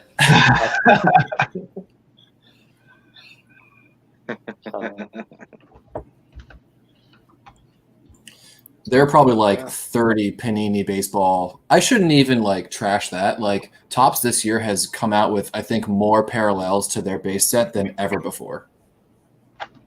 Wow. I think that was a break. Go ahead, Max. Oh, I was just gonna say, I think that was one of the breaking points for me, as far as like why I stopped collecting modern. So for those of you who've been around for like a very, very long time, I collected Nate Shearholtz, and you might say, who's that? And exactly, right? So I had like 20 different versions of his, I think it was like 2013 card. And I just kind of looked at it and said, why? You know, why am I doing this? So that's kind of like why I'm into vintage now. And yeah, I wish I had been buying Mike Trouts instead of Nate Shearholtz. I think that's the long and the short of it. Right. Right. Anyway, I see someone else. I said in the private chat, someone else wants to get on. So Cool. I'll sign off. I really appreciate you guys letting me on. It's cool. You to the see man, you Max. again. Thanks for coming in, buddy. If you have some more people that come in and say, hey, I have T206 questions, maybe I'll come on some other time and answer them or something like that. So, We'll direct them your way. Yeah, no, absolutely. We'll All give right. them your phone number. I've seen you guys. All right. Good seeing you, Max. See you, man. All right, I'm gonna bring Jeremy in. All right, Jay, here we go. There he is. All the way from San Antonio. Can you hear me? We can hear you loud and clear, sir. Good. Yep. All right, what's going on, guys? We're talking ball cards. Speaking right. of talking ball cards, that's a channel that everyone should check out if you don't already. Oh yeah. I love John Rossi's channel. Good talking ball cards, very easy, but he has some good content. Yeah. Jeremy, your sub to PSA looks pretty legit. Yeah, that's the cream of the crop that I went through and screened everything, and I'll be surprised if it's not a really high hop percentage, gem rate. How many cards is it total? Let's see. I keep them all on my desk right in front of me. 33 and 235. I think 232 total. Not all mine. Cards. So I have maybe 80 in this one. How long did it take you to organize that sub, like for yourself? Like how much time? Yeah. I keep a box kind of like this, just full of card saver cards. And I go through it as time goes on, and I put what I think the subgrades will be on a sticky note on the top of the card saver, and then go through and pick from there. And, I think it would be fun. I think it'd be fun one day to get some people on and talk about like their grading process. I know, like I talked about that in maybe like one interview that I did, and then JT made like a grading masterclass, like video series about it. But it may be interesting to get like a panel of sorts, not to like formalize it in any way, but like some differing opinions about like their process and what they look for and like how they find their own success in grading cards. I think there's some value to that. Yeah. Yeah, I've been thinking about that, but I use one of these centering tools Oh yeah. and a 20x loop, lighted loop.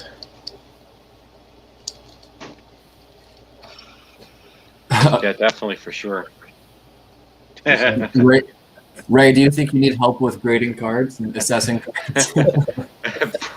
Don't we all? I wouldn't be surprised if this gets a 10, maybe a 9. I'll be okay. Maybe a if it's 9. It looks like it could be an 8. God damn it, got a 7. I'm like, you gotta be kidding me. That is I have like the most popular soundbite in the history of YouTube, I think. so good. It can probably play. It gets played every week. Yeah. Yeah. It's iconic. Yeah, that's the legendary soundbite. That It was is that was genuine too. I was like, oh man, I'm really hoping for a 10. I'll probably get a 9. Watch you get an 8. God damn, got a 7. It's great. I never forget that. I was like, holy crap. PSA sucks. For anyone watching who might be interested, SGC sneakily increased their price of any card that you can submit now. It's no longer 10; it's now $15 to submit a card, even if it is under $250. It used to be $15 if it were between $250 and $499 before their pricing structure of I can wait versus need it now. But I'm still waiting for an announcement, which is not cool. We don't like that. We don't like the mindset in the hobby. Yeah. SGC lost me with their not getting anywhere close to their stated time after the Cardboard Chronicles or whatever interviews. Yeah, and I've been and I still am a big supporter of SGC's business, but for my own personal business, I have a 200 plus card bulk order there, like Abel does. He has a 300 card order, and I just don't know if I can keep sending that kind of quantity cards to them. I don't have it back yet. I sent it in July, so.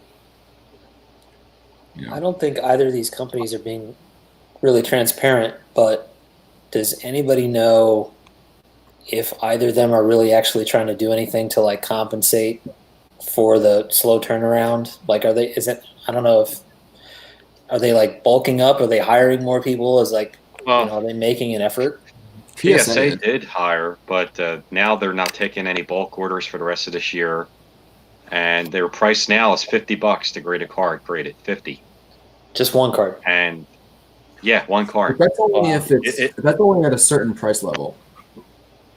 I thought it was for cards valued over 500. It's not. It's for the $20 economy is temporarily shut down, and it's now $50. You can go through group submitters though and get better rates. Right. But then they look at the value of the card and they're upcharging now on if they see the value of the card, which shouldn't matter if you're submitting it through a bulk order, but they're still doing that even in a bulk order. They're going to upcharge you if they see the card value. Well, yeah, you got to be kind of honest with yourself, and you can't send a card that's clearly worth $500 on its own in a bulk order because they're going to hammer you with the upcharge. You gotta kind of be honest with your own assessment of what the card's worth, so that you can avoid upcharge on the back end. Yeah, absolutely. Yeah, and they raised the limit on the bulk to 200 from 100, so they basically doubled. Oh wow, that I didn't know. Declared value, yeah. And the login time used to be up until the middle of the summer. They would, I used to take my cards to the Philly show, and they would have them logged in 10 days when they got back to California. Then it was 30 days, and I submitted an order in August, and it took 30 days. Now it's not even 30 days. Now it could be 60 days just to log in. So the grading process doesn't start. It's pretty long now. It's and they've hired a lot of people too, from what I was told. They've made some hires, and I had some questions in the past week. I've been calling every day, and now they're not even answering my calls. I'm getting a voicemail message saying we reached our maximum amount of calls for the day. Please call back tomorrow. Wow. I never heard that before. They know it was me. They saw my number. They were like, don't answer Yeah, this you've call. been flagged, Ray. You're asking too many questions. You're too suspicious. I only called twice. The first day I called was the first day I called. I'm thinking, oh, it was too late. Maybe they did reach their maximum. Next day I called like 1 o'clock in the afternoon. I got the same message. I'm like, either they didn't change their message from yesterday, or they really did hit their maximum already. It's 1 o'clock. I was like, oh my god. So it's been crazy trying to get through. Sure. Well, I'm going to get going, guys, because my battery's going dead, and Okay. and I'm going to go eat something. All right. Good Cool. to see you, Ray. Thanks for having me on, guys. Thanks for I helping appreciate out, it. Ray. Good man. Absolutely. It's fun. Yeah. Take care, guys. All right, See bye. ya. All right. Bye-bye. I'm going to try and get Scott in because he had some interest in coming. I think Jeremy, PSA is, Sorry, I Go was ahead. just going to say, Jeremy, how many submissions have you done I was Like- just look, total? total. I've had 42 submissions with PSA Wow. since Okay. 2014. They just sent out a survey this morning, so I looked it up. That's the only reason I know that. But yeah, I think they've been doing a lot of great things with their process this year, adding the barcodes on the outside of the box where they scan it in immediately, you get an email when it's delivered instead of having to go in and enter a tracking number. They've added a ton of space, and I think overall they're moving in the right direction. Where last year this time, I don't think I would have been able to say that. I still believe, though, that they don't have any incentive of actually catching up to turnaround times Why not? because people will still send them cards and they can still upcharge people and charge them whatever they feel like. It's like gas prices. Like people will Because still what- like pay to have a card like graded. Yeah, Right, because what's the alternative? Right. they have been doing a lot better time on like the regular and up orders. Economy was doing pretty well before they suspended it. Also, the bulk, who knows if that'll ever get anywhere closer than 6 months. Yeah.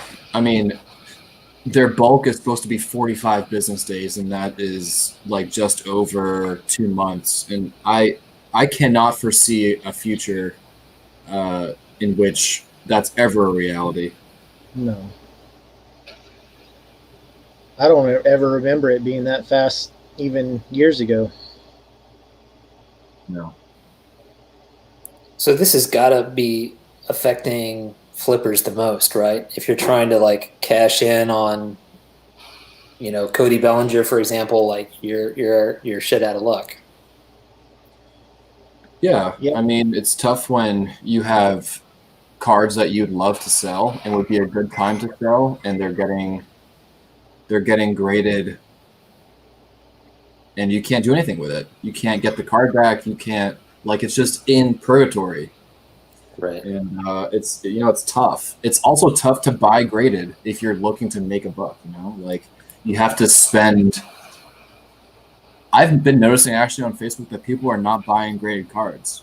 Like people are like looking for raw to grade because that's like where the value at is. I've shifted that way a lot in the past year, where I would just buy the graded example that I want, but now the prices are at a point where it makes more sense for me, having experience grading, to buy raw and submit it myself. What's up, Scott? Hey guys, how's it going? Got Oh my god, that mustache is I was gonna say I don't remember the pretty stat. awesome. No, who did the yeah, Packers well, I always had a lose? beard, and I was shaving the other day, and I was like, I got to the mustache, and I'm like, why not? Let's just roll with it for like a week. I wear a mask most of my day anyway, so it really doesn't matter. Exactly. Right. So Is at this home, I is this can a chill with the YouTube mustache. reveal right now? Oh, he had a video What's earlier that? today. Oh, did you have you did a video earlier today with the stash? I did actually. Okay, Yeah. I missed it. I haven't seen it yet. Check it out. It's epic. All right. I mean, Scott, aren't you just taking cue from Brian on the mustache there? Yeah, Brian had a stash before. He kind of started this trend, for sure.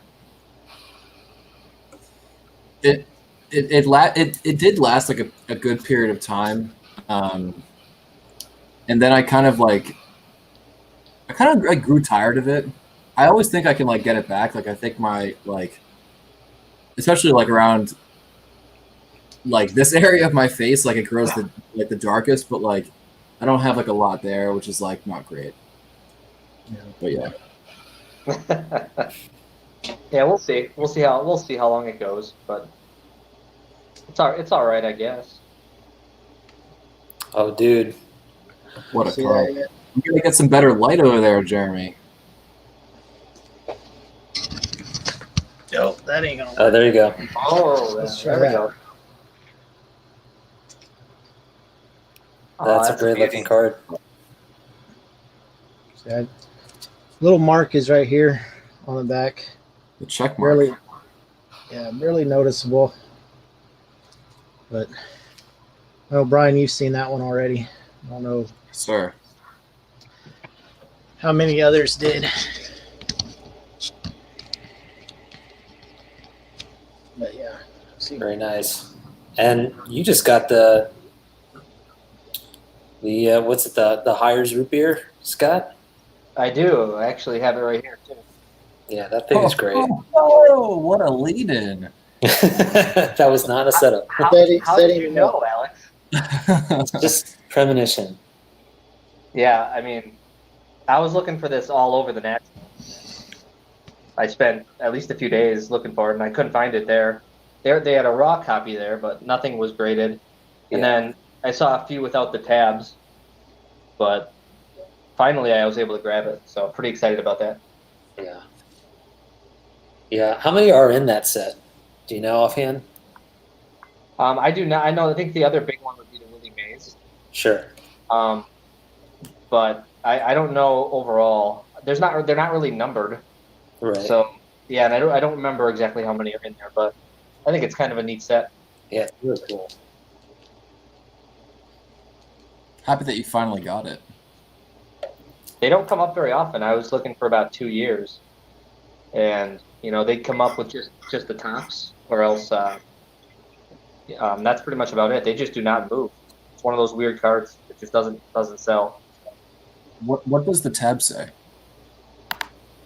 It says join the Hires Baseball Club today, and so you could actually tear that off and then send it in to be a part of the Hires Baseball Club. If you taped a dime right to that little cap there, and then you could also, I guess, you got to send 2 bottle caps, which is pretty hilarious. Oh, Prove That's that awesome. it's proof that you drank the root beer, apparently. Right. I'd have Different root beer tabs. to be in a baseball club.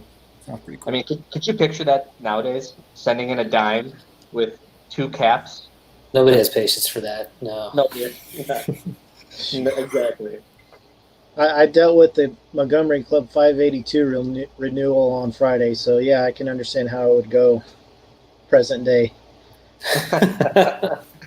I'm sure. I heard that was a pretty huge debacle.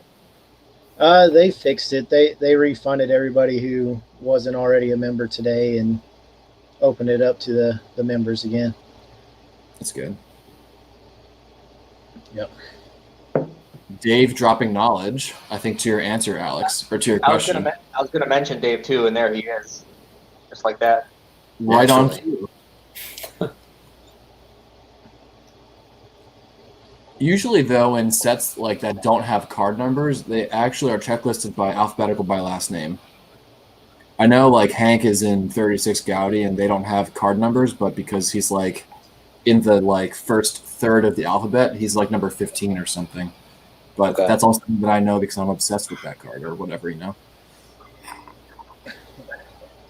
I don't know. Anyway. Pepino, I look forward to that. We're just going to grab some water. I'll be right back. Cool. Scott, what's next on your radar? Man, that's tough. I've been chasing that Hank for so long, so Yeah. I'm probably gonna take it easy for the rest of this year.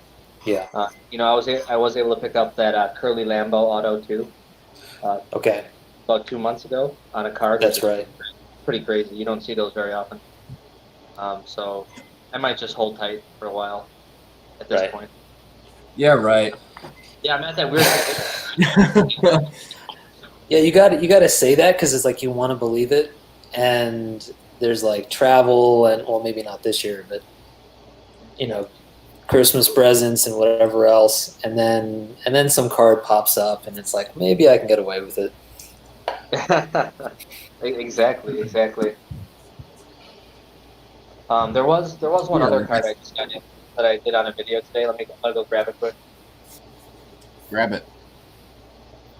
I was gonna say I think there are cards for everybody that would drop everything if they had an opportunity to buy it. I know there's a card out there in that I want that I would do that for. Right. I think Gary asked a question earlier, or maybe it was Dave Archer asked a question like, what is the top card on our want list right now?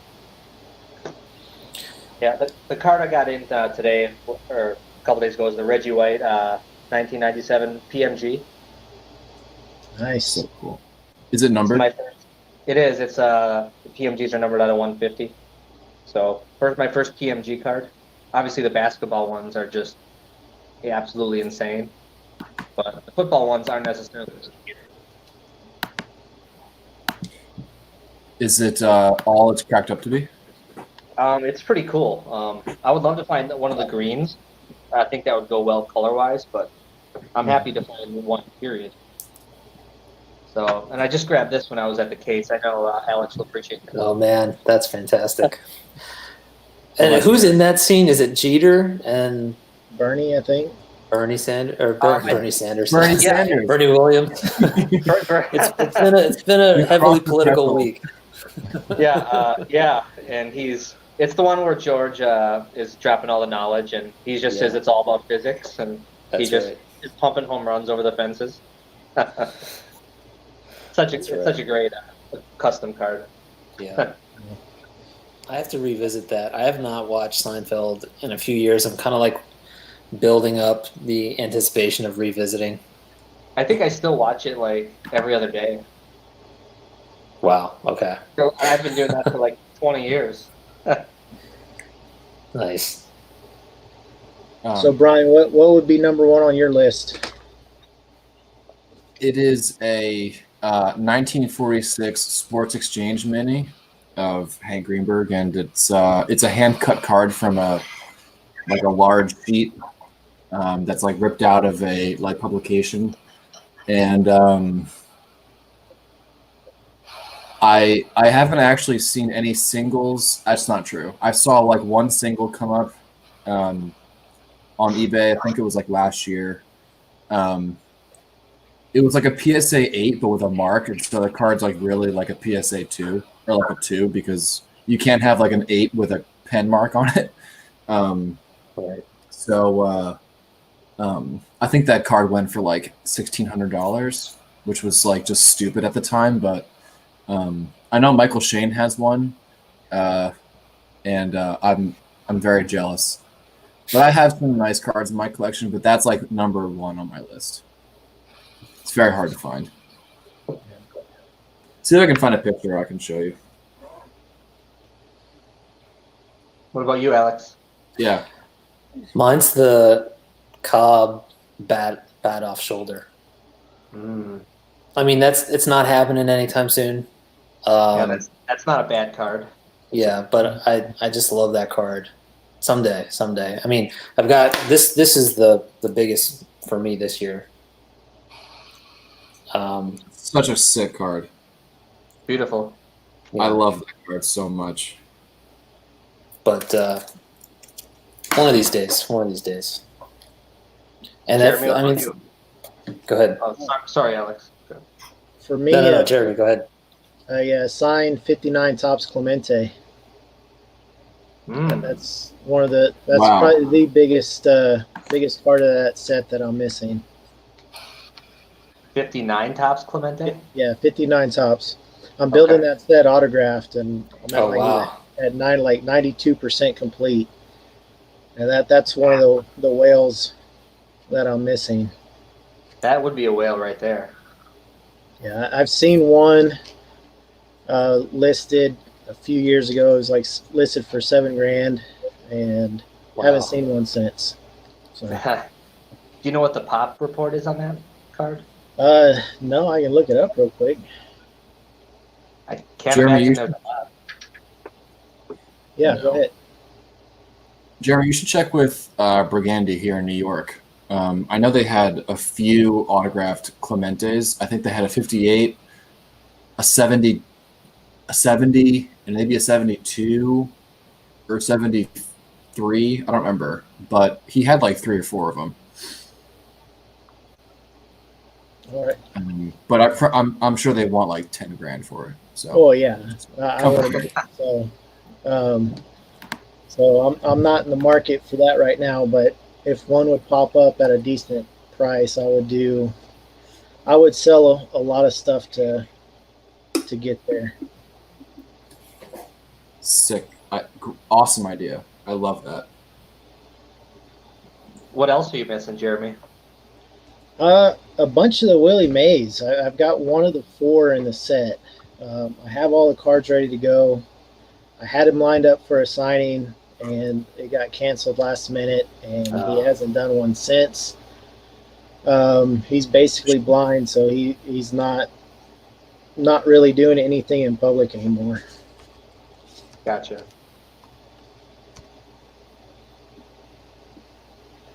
But one of my earlier videos last year at some point, I think I ran through the Baseball Thrills subset. I need to do that again. Maybe do the Hall of Famers that I have also.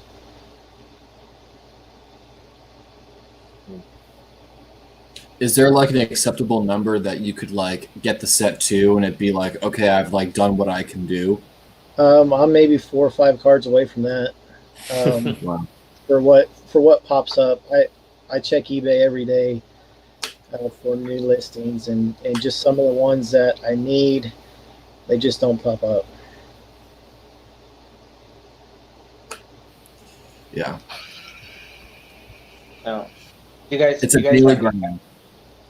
Yeah, for sure. Do you guys happen to have any cards that like you're sad you kind of missed the boat on? You know, that are like at insane prices right now? Yeah, like every card I want, pretty much. Me too, man. Yeah, Yeah, it's gotten so bad. For me, it's probably the 48 Leaf Jackie Robinson. Yeah, Yeah, that one is just out of. I almost bought it a couple times, and at the time you're like, oh, that's a lot of money. And then you look at it now, and you're like, well, maybe that wasn't a lot of money. it's interesting like when stuff like that happens, like any amount of money that like someone spends on a card is usually like if it's a significant card, it's usually a lot of money. But then you look at like what it cost maybe 5 years ago, and you're like, oh, that doesn't seem so bad. But then you're like, Yeah. wait, that's still $5,000 or like whatever this tangible amount of money is, and it's just like putting it as that kind of perspective. It's still a lot of money, but it's less money. It's a less amount of money. I don't know. Yeah, like I think a lot of the blue chip rookies of like those big players you're pretty safe with those, and they've gone nothing but up for the most part. I can't think of any that have like crashed that I'm aware of, as far as like historic blue chip rookies. Yeah. No. So I missed the boat big time on the Magic Bird rookie. Me too, man. I was looking at one probably 10, 12 years ago, like 130 for a 7. They were so cheap. They were so cheap. It's ridiculous how far they've come just recently, but how cheap they were for such a long time. Even like last year, they were still undervalued, I would say. Yeah. I hit a home run with Tim Duncan because he's a local guy. Spurs are my team, and I grew up watching Duncan. So I completed his rookie run January of last year, and I got like the tops and the Metal Universe and Gym 10s for like $20, and Crazy. the tops chrome at like 140 or so, and those have gone crazy. Also, I don't see that many Tim Duncan collectors out there where that price should be up there, but it is. What about you guys, Brian and Alex? Is there anything you think you missed the boat on, like as far as blue chip rookies go, that are just at such a high level right now that you just have to wait it out and just hope they come down? Jim Brown and Walter Payton. Those I actually are- have my Walter Payton rookie right here. This is a nice one. I think you showed me that one. That is a very nice one. Yeah. I mean, honestly, Jeremy just showed the Aaron rookie. Scott, I know you have that. Like, I'm worried that I'm not gonna be able to get that card pretty soon because it's growing. It's reaching like, that by the level. day. Yeah, and that's definitely I think we were talking about that card earlier. Like, that's on a lot of people's lists for good reason. It's a beautiful But- card aesthetically. Yeah, it's awesome. Oh, Jeremy said never selling Tim, never selling Tim Duncan. No chance. No chance. I do have that Jim Brown rookie coming back from PSA eventually, but as I'm waiting, the prices just are going up. It's going to be tough to sell it, I think, at any point in time, but at some point it will be sold. What do you think it'll grade out as? I think it'll get between if it gets a 3, it's a very nice 3, but I think it's a good shot for a 4. Nice. The color is good. The centering is not that bad. I was looking at it again today on my Instagram because I just wanted to refresh my memory of what it looked like. I'm excited for that to come back. Let's see if I can just grab that picture real quick.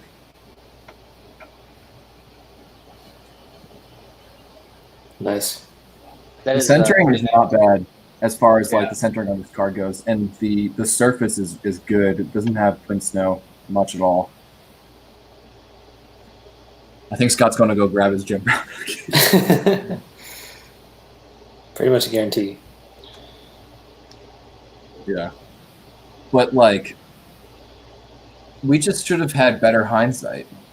I know it's always 2020, but it is literally 2020. we should have That's known. right. There it is.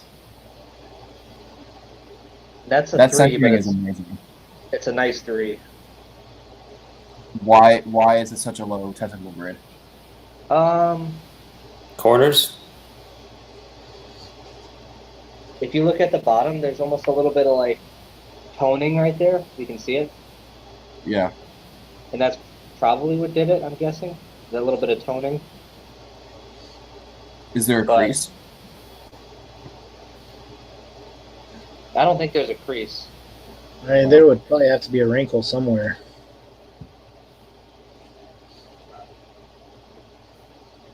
Yeah, I haven't looked at the card in a little while, but I don't remember there being a crease necessarily.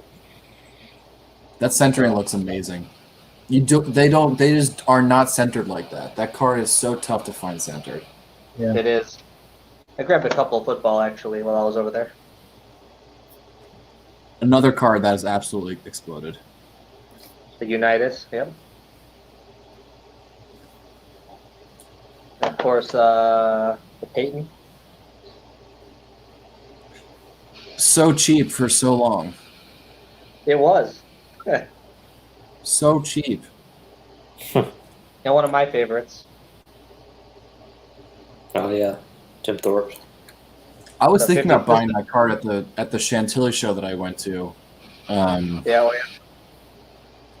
It was raw, and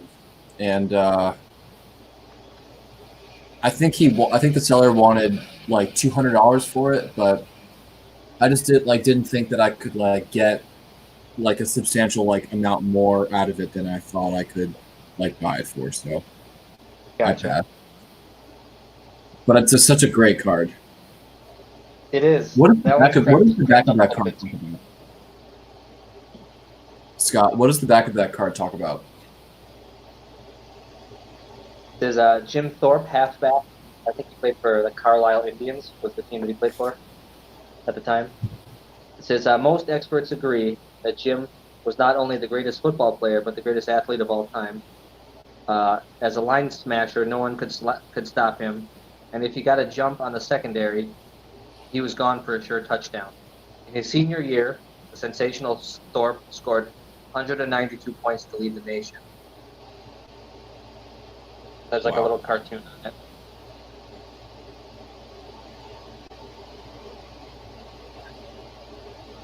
Pretty cool So card. cool. The colors on the front to me are just awesome. Yeah, they You are. can like see it from across the room. Yeah, just it's a cool card. It's so cool.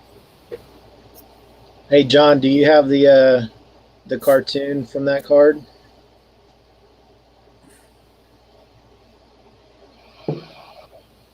What do you mean by that question, Jeremy?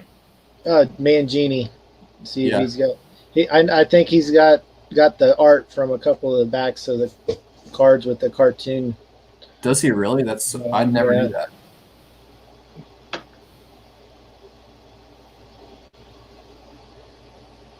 Wow, that's something else. If you can get your hands on something like that, that's cool.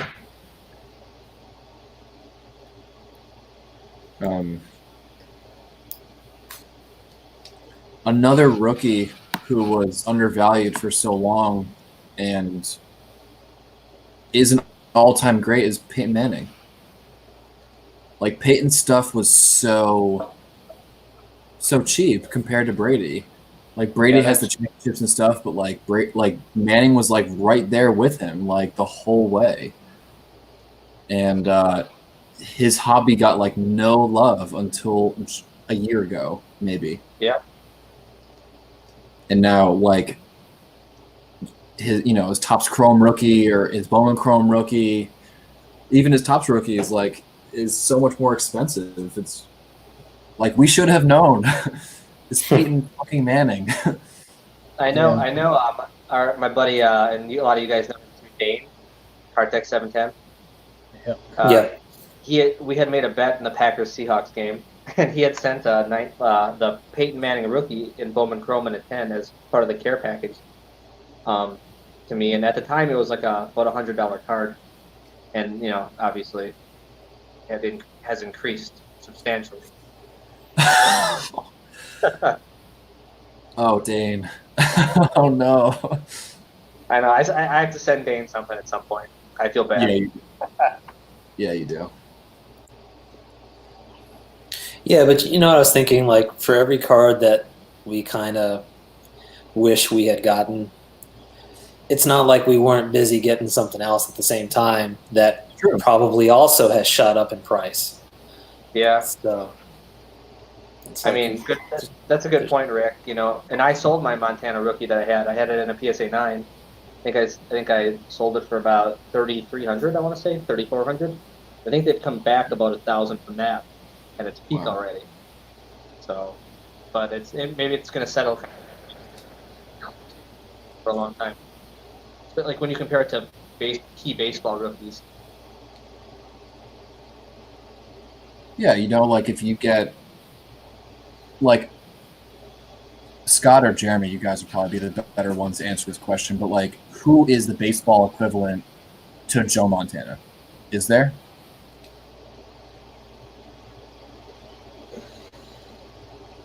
Good question. Yeah, that is a good question. Like somebody from, like you talking about the era, like somebody from the early 80s. I, No, Like just some- like the caliber. who like- was the GOAT and has now been displaced? Okay. Yeah,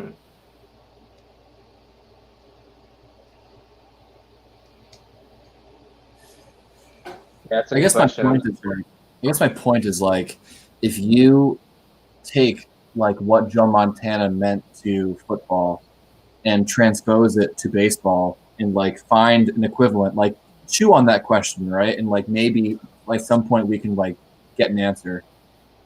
But if we like take that equivalent of like what Joe Montana meant to football and like find a baseball equivalent and then compare like what that meant, then we could find like something that is undervalued. Like something has to. There's no way that like one adds up to another. I mean, he won what, like 4 or 5 Super Bowls or something like that. I forget how many he won, but it was quite a bit. I think this answer is probably pretty good. You can find a lot of Willie Mays cards, even his rookie card, for how legendary he was. Yeah. I mean, Mays they're pricey, but when you compare them to Mantle I mean, it's no comparison. Nolan Ryan, even like. Yeah. That's a card I Ricky should look Henderson is into. an interesting one, but like I just don't think that like his hobby, like outside of his rookie card, like carries carries the weight. I don't know. I also love Ricky Henderson's rookie card. I think it's absolutely amazing. That was the first card I thought of when you mentioned Montana. Like, do I have an equivalent? Because I was thinking to the early '80s and like Montana, Ricky Henderson, kind of in that time period.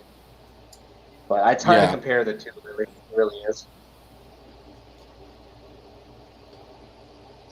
But even if you like let's say like the hobby equivalent to the 81 Topps Montana is the 80 Topps Ricky Henderson.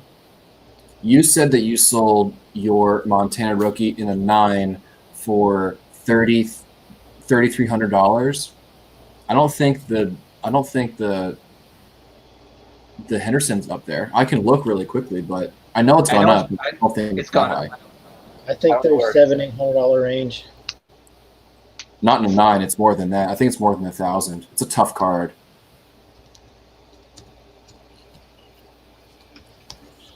I don't think. I don't think that is. I don't think that's a match. Oh yeah, so it's 15 less. Shit, it's from 15 all the way up to 22.75 over the last week. So they're up there too then. So it's had a 50% increase from the 5th to the 8th. And I know there's no shortage of Montanas. I mean, there's a lot graded. So right. I forget how many 9s there were, but there's a fair amount of. They're pretty prevalent. So that's a good price.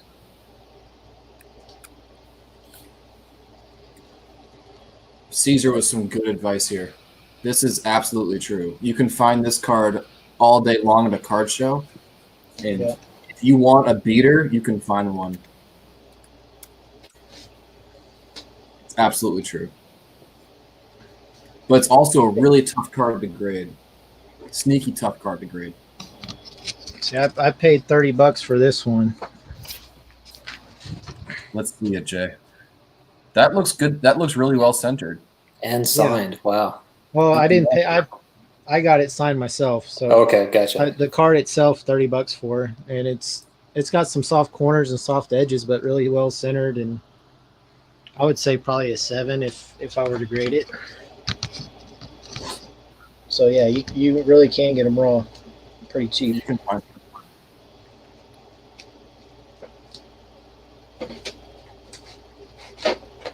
Yeah, but the Montana like also has. I've just like been looking at that card a lot recently. I don't know why. That Montana is also a really tough card to find centered and without like print dots up the wazoo. There is. Like holy. And then you look also. I mean, the 86 Rice as well. That card is. Impossible. Shipping and centering and all that stuff as well. So that card I still have. So that's a cool card. I ended up selling a lot of my 80s baseball though, as I just had been shifting stuff around there a few months. But I think Jeremy, didn't you buy my Cal Ripken? Yeah, I bought your Ripken. That's right. I don't have it in here with me. Or I would Okay, already that's- been out. I did like that card. That was a beautiful card, but I just decided to move a few things, and part of that is what allowed me to grab that Lambo autograph. So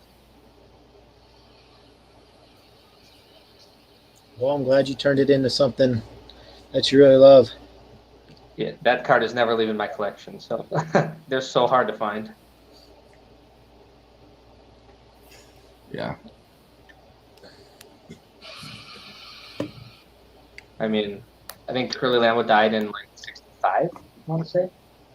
So that's a long time ago. He wasn't known. He wasn't known for To sign signing. a card.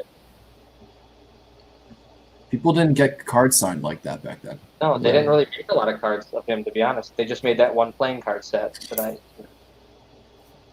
I had gotten signed. So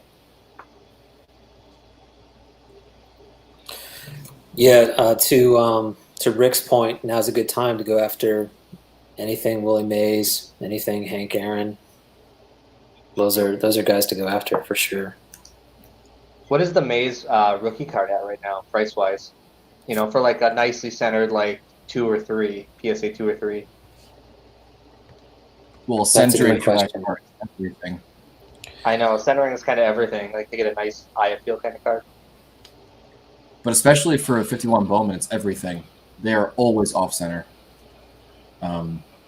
Very true. I think like even at a lower grade, there will be a premium paid for a centered card. Because they're just harder to find. They're rare.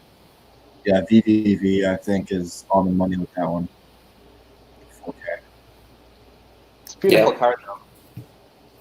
4K. Still not cheap.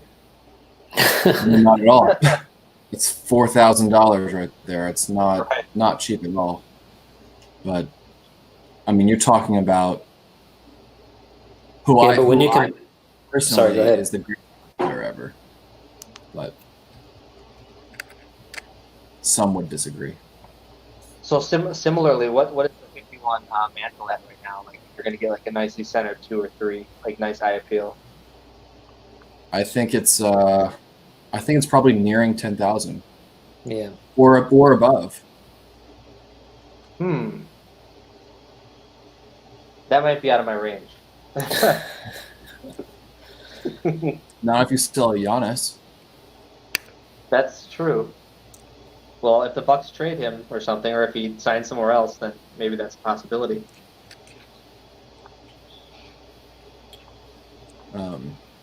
But I mean, I think the video. I think it was Keith, Vintage Card Curator. He talked about like race with not to get like too political, but like this is like a poignant topic. But like talking about race in terms of like collectability of player and like how that dictates their prices. I think I saw that video. I want to say. Right on the. Oh, you gotta watch it. It's a must watch. I have. I think. Yeah. Yeah. It like he broke it down and like it's obviously skewed to white players. It's interesting. For no other reason. Like within the African American community, like do you think there are a lot of collectors? Like, have you met many or seen many? I mean, if you just check a demographic of a card show, like there's your answer, right? Probably, yeah, exactly. Mostly, generally white dudes. Yeah, that's the demographic. So like that's it. Like I think the conversation like begins and ends there. That's a good point. I mean, we can like get really into it, but like I don't think we need to like really tap that right now. But I know I've never made a decision based on race about a card or a player I'm collecting. Yeah. No. Yeah, and it's sad that people do. Yeah, I mean, Or yeah, I've maybe never made it. they make their own decision. It's like their unconscious bias, like towards someone who like looks like them or does not look like them. I was just gonna say the same thing. Yeah. Yeah. You idolize somebody that looks like you generally, so I don't know. Maybe Most that might times. play a role. Yeah. I should collect players with mustaches. That would be a great registry. Would be on the top of your list. I feel like Bob Lewis probably did a video on this at some point. You know, players with mustaches, the best cards with a mustache. It sounds like a Bob Lewis video. I Yeah. could see him doing a video like that. Probably. And if not, I'm requesting it right now. To Bob Yeah, Lewis. Bob, if you ever watch this video, I think you're being summoned. You're being subpoenaed, Bob.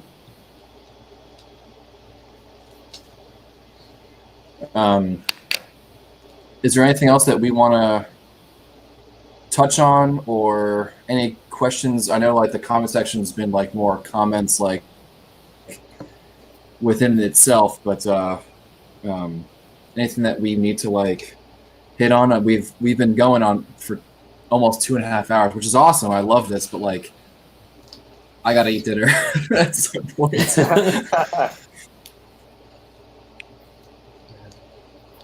Maybe we can do it some other time. Like I just popped this on, but like Yeah. it's completely impromptu.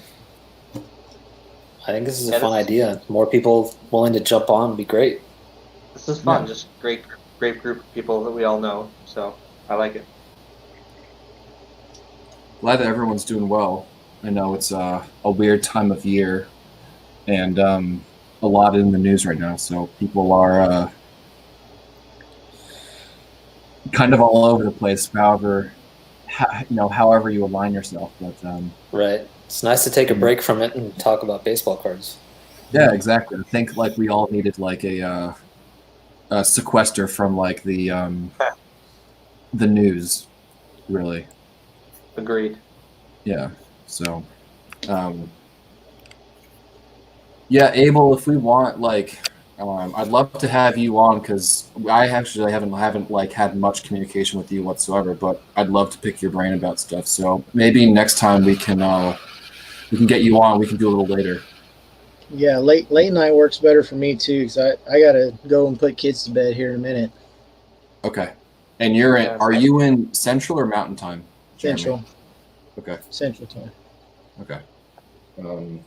Yeah, I mean, it doesn't matter to me. I'm up like all the time, so however people like want to do this. I mean, look how many viewers Mike O gets on his 2 a.m. reveals. That's true. Michael also has like 7,000 subscribers. Everyone's up then, so I mean, seems like. I would love to get, maybe like for a later topic, I'd love to get Dave's take on his comment, because I think that it does, but obviously I'd love to hear other sides of that conversation. But maybe we can chalk it up to like another video or another broadcast. I like it. All right, dudes. I'm going to end it, guys. Thanks for watching. Appreciate everyone jumping in. We had like up to like 21, 22, 23 people like watching and commenting at a time. So as for like an impromptu live stream, it was really fun. Thanks, guys, for jumping in and adding your thoughts. We had a lot of fun. Cool. Great. Thanks for having me. Absolutely. Yeah. Thanks, Alex. See you Thanks, guys. See you guys. Have a good night. You all, man.